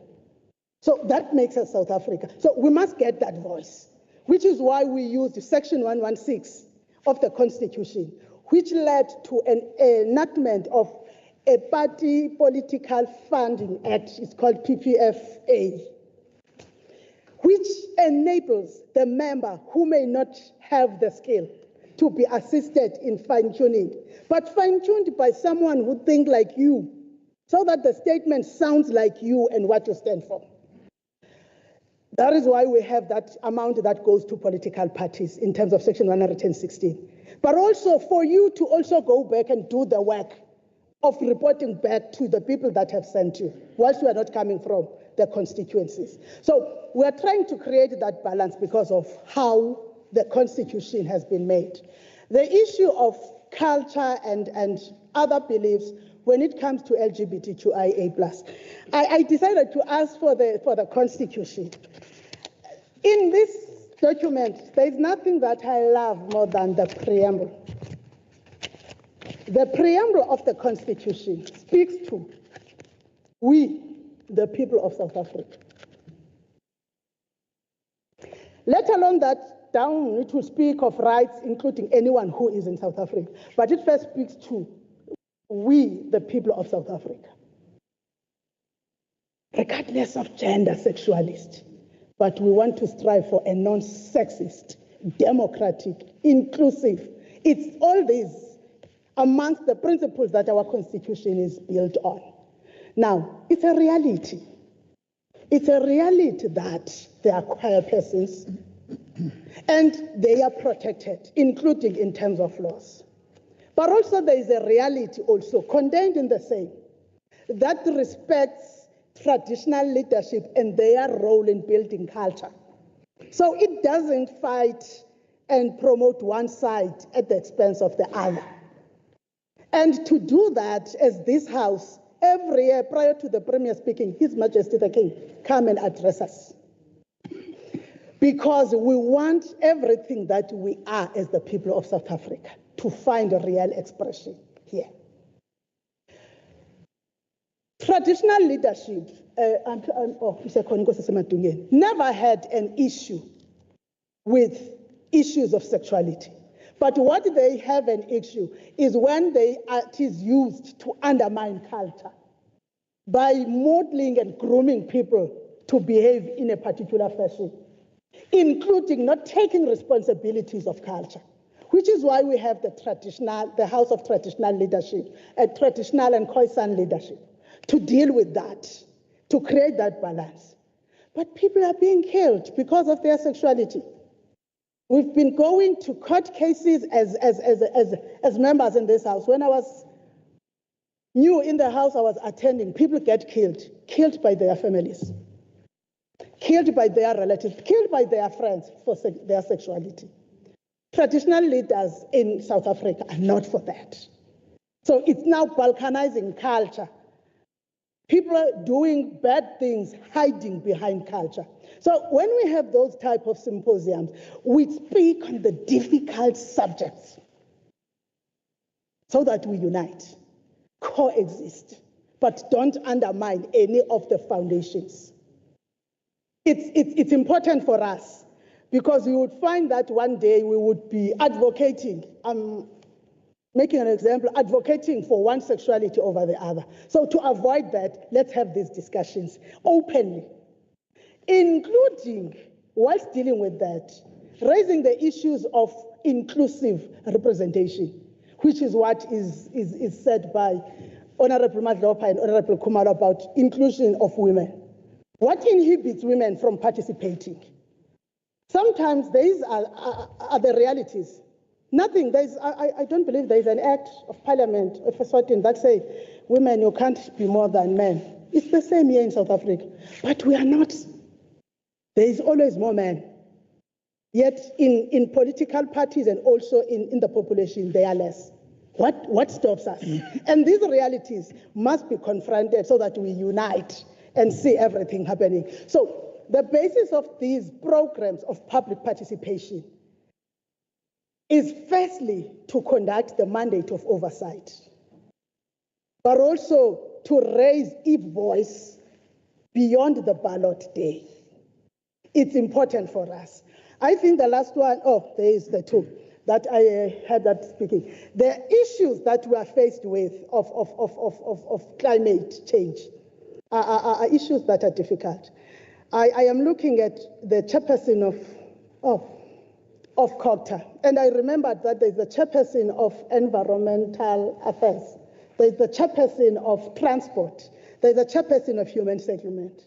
But at the back, economic sector as a whole, as well as the social sector, are affected by that. Now, we do not necessarily have a committee that is dealing with that, but remember the UN has put in place the habitat laws.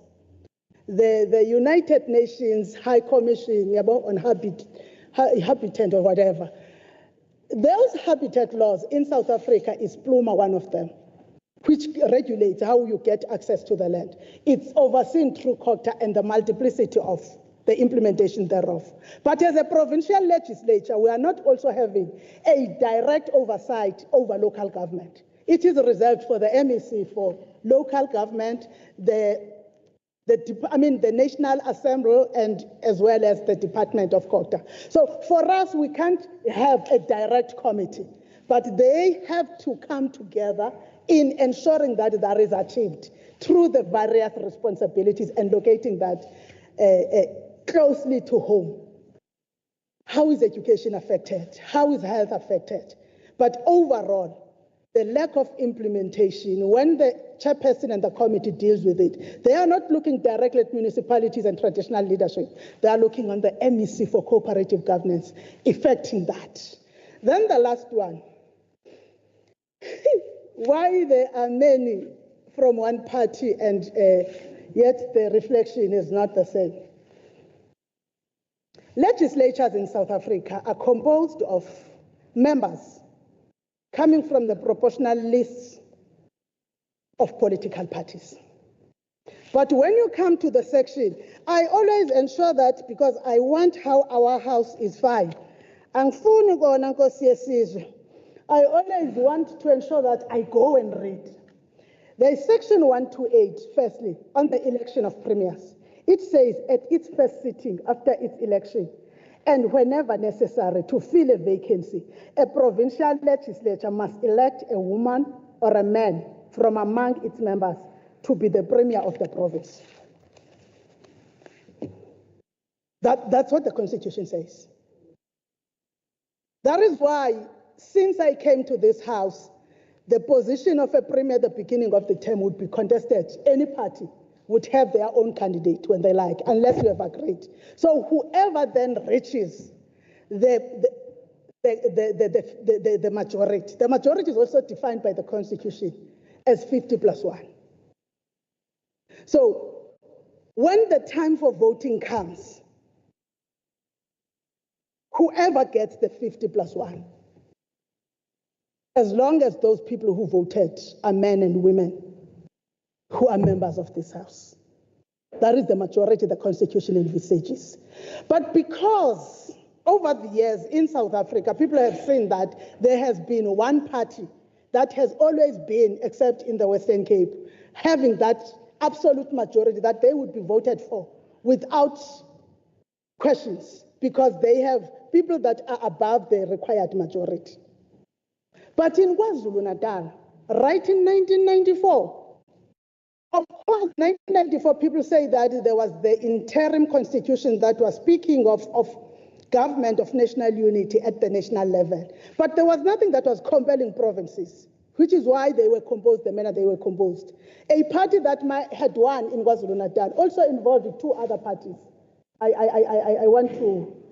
I'm looking at you, Honorable Ngati, because Mina, now we were taught by the same person on the issues of how these foundations of the House were made. Sasifundiswa ngababesikhokhela ngaleso sikhathi bengosihlalo bale province. Now, at that time, there is a party that reached out to two parties, and it went to 1999. Once there was the change in the representation, but the same three parties came together and had the majority, which was above 50%. And those parties made their concessions and agreement outside. In the House, the judge president on constituting the House concerns herself with the majority as defined by the Constitution. Who gets to vote with you or against you is something else. By the way, in terms of the Constitution, a member can opt not to vote with their party, and that is fine, it's democracy. We even, myself and the Deputy Speaker, when it's time for voting, when it's party voting, the Deputy Speaker will even ask members, is there any of you who want to vote different from their party? Because we are protecting the voice that might be diminished by party lines, and concentrate on that. But for identifying members in the House, of course, we know that they come from political parties. So a majority can change as long as it is made by members of the House who are legitimately here, gazetted, and are able to vote. Lastly, when I sit down, I love how me and Pungane, we are teachers. We come from the same background. I love how Pungane spoke about the issues of collapsing that which divides us. But I want to make this call so that South Africans who are not tempted to call for things that we don't call for. When we're outside the room, call for them. When we can't call for them inside the room. Vice versa. When we're inside the room, things that we can't call for outside. I want to affirm the understanding of Honorable Hadebe, which is what the chair was also raising, including here next to me when we were conferring with the Deputy Speaker. Basic human rights must be respected. We are one family. Besides the fact that we say a relationship between the Zulus and Amaswati, but there is a relationship between South Africa and every other state in Africa. And that should be what drives us. There are people, honorable members, it's a fact. There are people in the areas we're speaking about of Fall Crust, Upongolo, Ingwavuma, angizusho lutho Deputy Speaker, ngamnawe. Memela and all these areas. Then on this side, around the Drakensberg, where the border with Lesotho, there are people who walk to schools and shops in South Africa. But there are South Africans from the side of Herekwala who, when they want to do cultural things, they go to Lesotho because the cultures there are closer in terms of the areas of manhood and stuff. This side, we go to Mozambique and to Eswatini. And it's no issue. Human rights must also be respected. The Deputy Speaker knows what we discussed in deeper detail when it comes to human rights. So it shouldn't be us, especially us South Africans, honorable members, that would be proponents of violence on others. It shouldn't be us. We can't be proponents of violence because, no disrespect, I can't make a difference from me and someone who's from Eswatini or who's from Mozambique until we speak. And for me, it's fine with Eswatini because they are speaking Seswati Sakubo. Now I speak Xhosa when I'm home. I'm not Xhosa, Ndilimpondo. But it was convenient for the colonialists for me to speak Xhosa other than my language. But people from Mozambique speak Portuguese in majority, but of course there are those who are speaking the indigenous language, which is oh, I wanted the Deputy Speaker to say it because I want her to say a line in Tsonga. You know, they speak Tsonga. The others speak Sesotho on this side. But until we hear each other speaking, we can't tell the difference.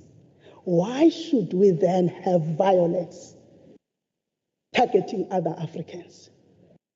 And it's something that we are united on. Our governments are united in. Our kings in the two countries are united on the issue of not having violence. But it needs us as politicians to also preach that gospel where we live. That is all that I want to say in ending. Otherwise, I thought unless there's a question I left in Opala that you had given to me. No. Okay, thank you so much.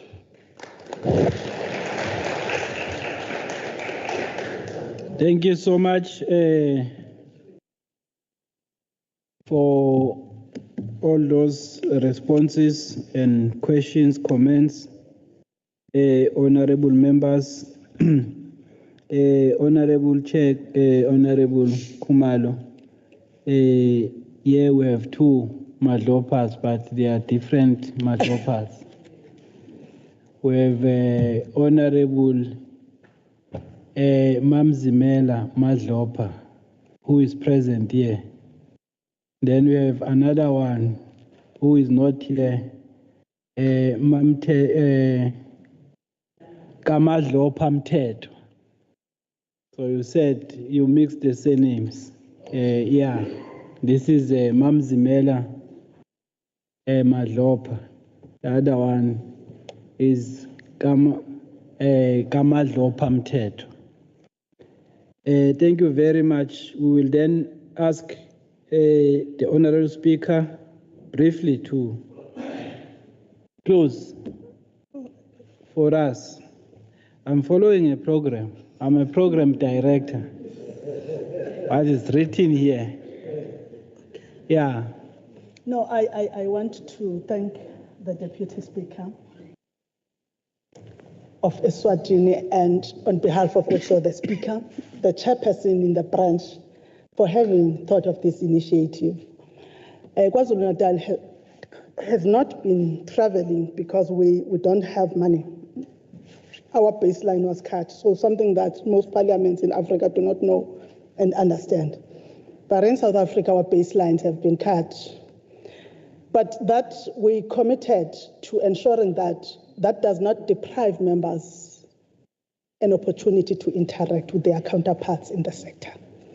Had you not reached out, we may not have been able to have this opportunity because we couldn't afford going to Eswatini for now.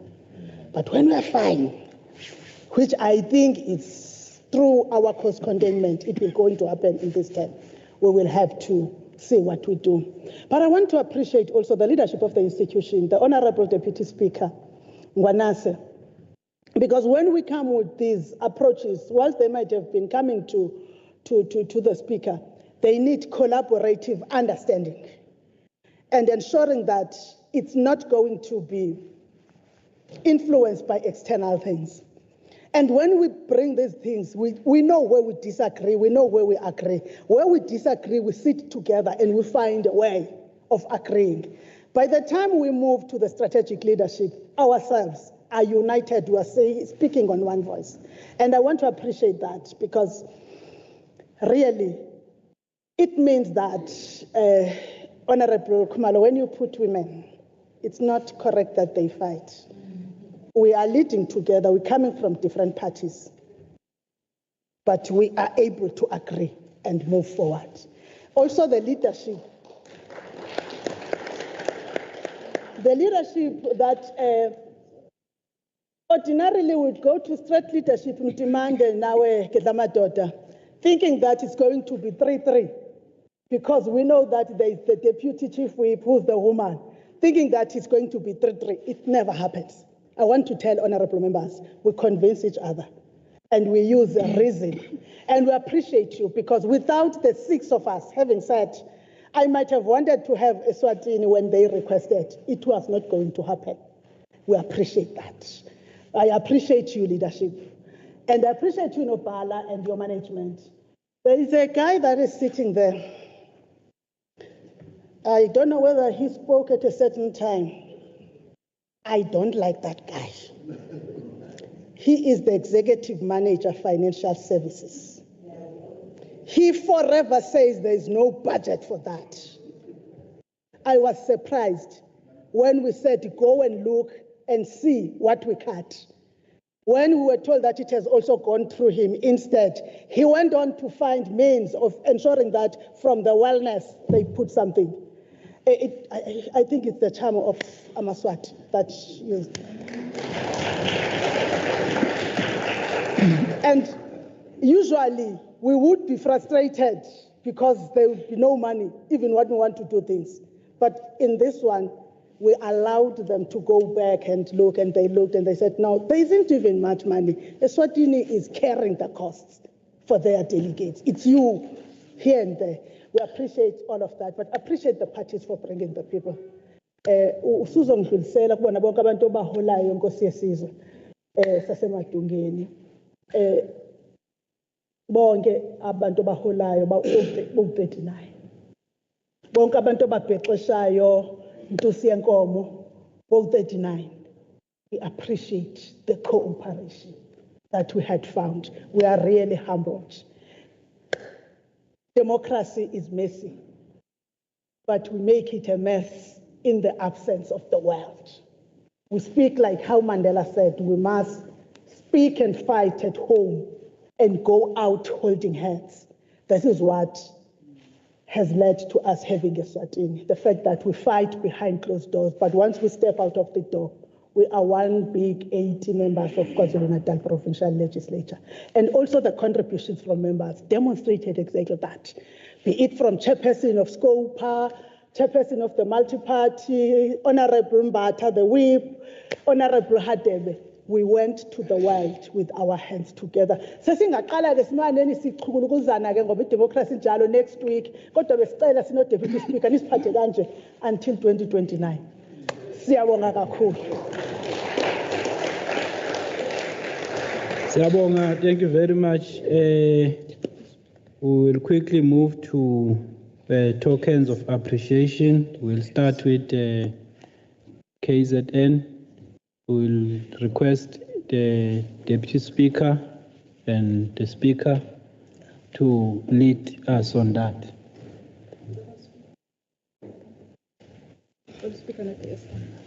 Yeah, bese ngiqhuba mina bese ngibasa le. Yeah. Speaker, sizocela Honorable Khumalo. Honorable Khumalo.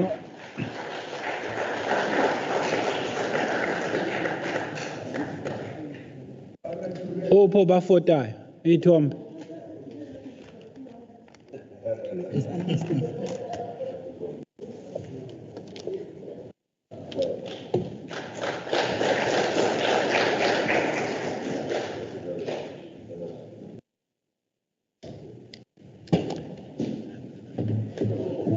Then let's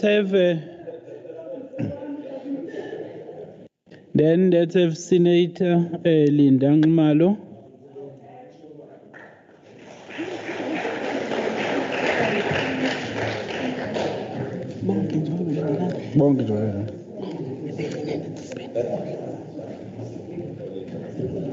Honorable Linda Khumalo,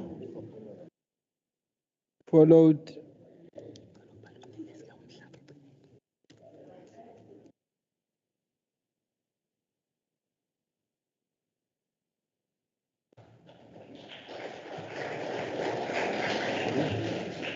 Honorable Henwood.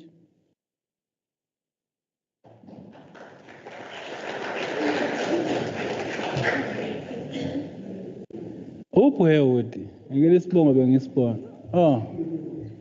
Ngithi uHenwood wala ekhaya. Oh, Henwood.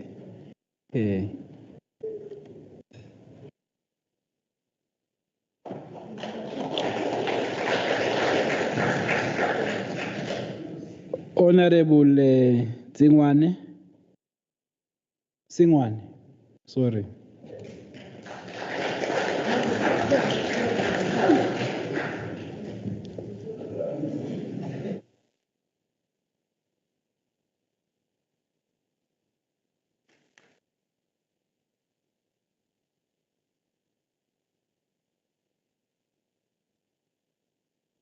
Honorable Agrippa Dlamini.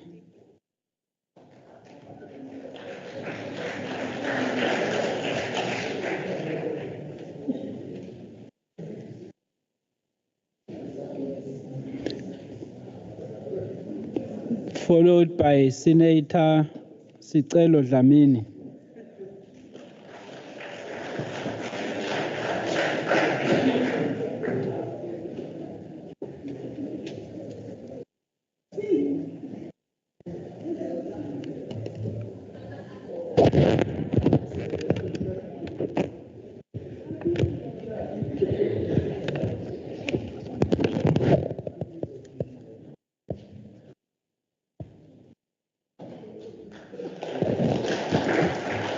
Honorable Ngampalala.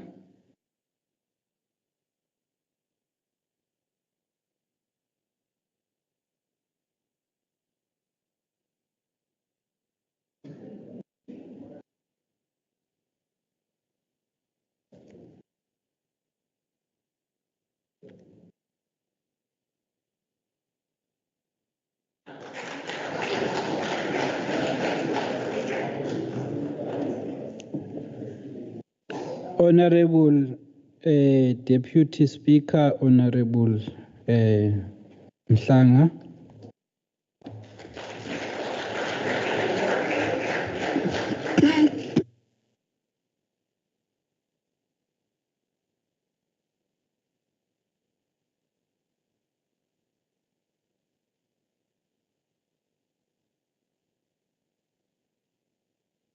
Let's have Nobala to hand over to Deputy Clerk Gamete.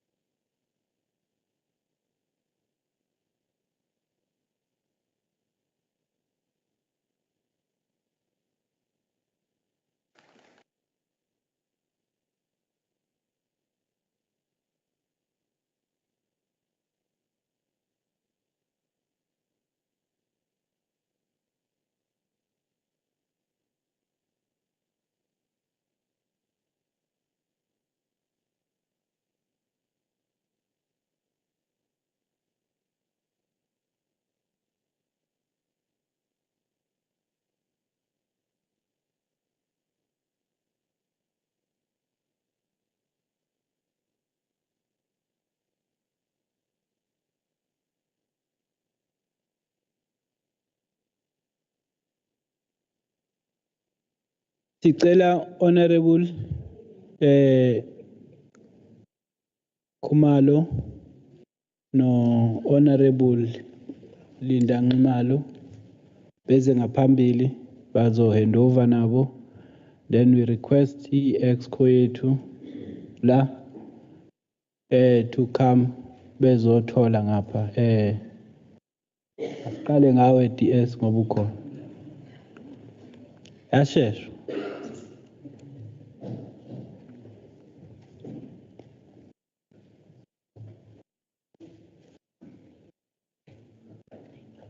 Honorable Deputy Speaker,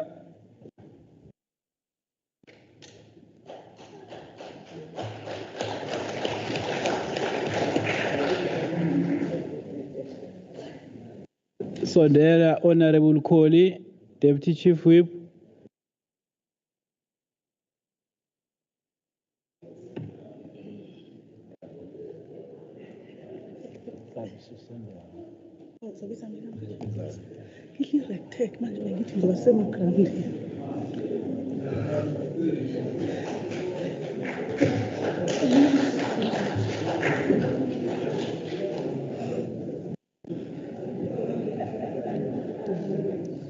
and followed by Honorable Boyce.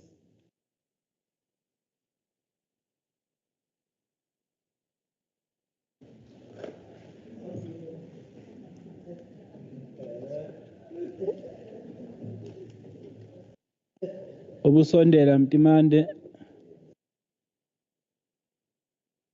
Calling the members. Yes, calling the ESCO members.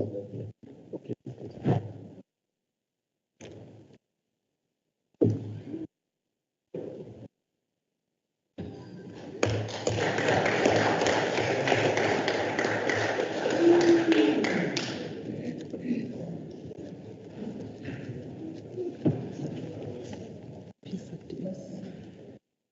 Speaker, secure.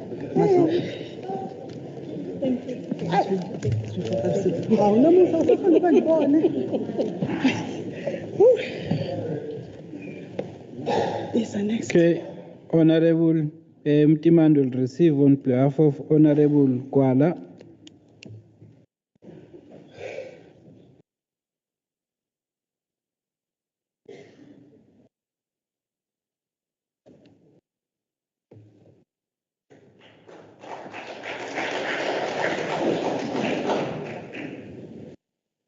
Honorable CQ Masondela.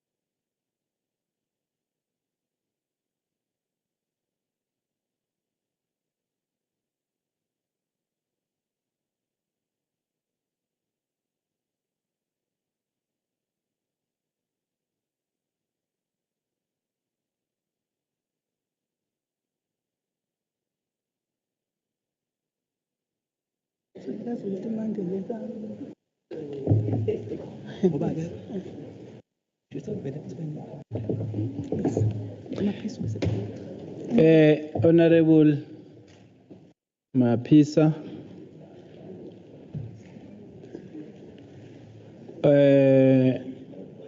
Okay, let's get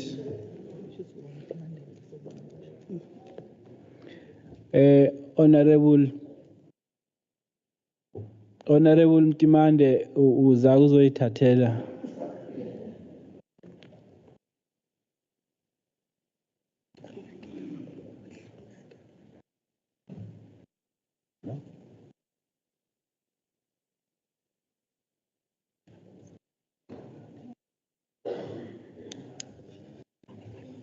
Okay, I'll call. Okay. Because he's the last member of EXCO, Kika.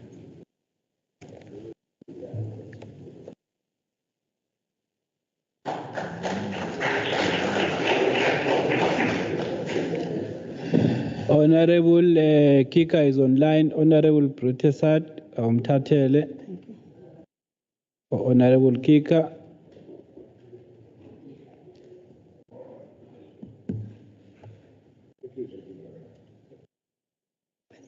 One remaining for clerk.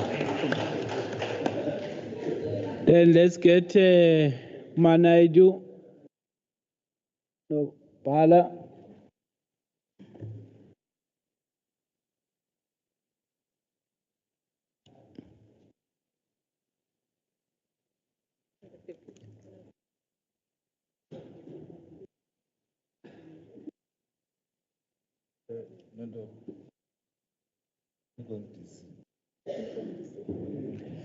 Yeah, Oza DC.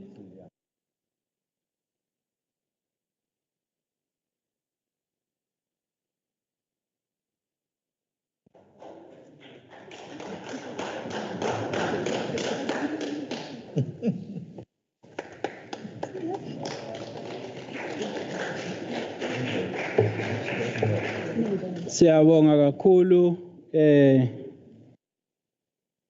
siyabonga. That's then, honorable members, we've come to the end of our session, which was delayed. We will quickly, when we leave here, just pass by here and get some lunch and then rush to the grounds where we'll be continuing with our next session. Thank you very much to all of you for participating here. Hopefully you will enjoy your remaining part of your stay in the province of the Kingdom of the Zulu. And you will hopefully see us soon in Eswatini to come and learn from you. Thank you very much.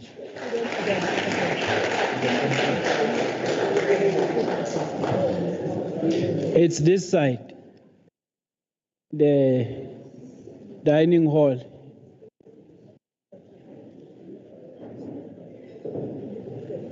Prayer.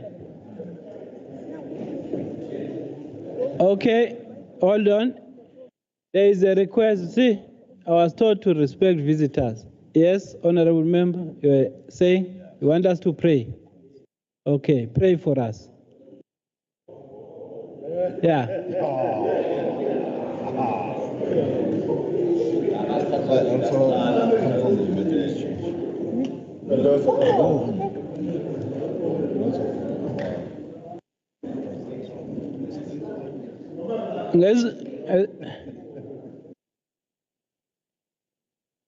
Wona ukuthi sihlangane simaphalamende lamabili. Cela ukuthi siqhubeke usiphe amandla sisebenzele emave ethu ngokutimisela Tinkhundla elakho ligama kuze bephakade ame.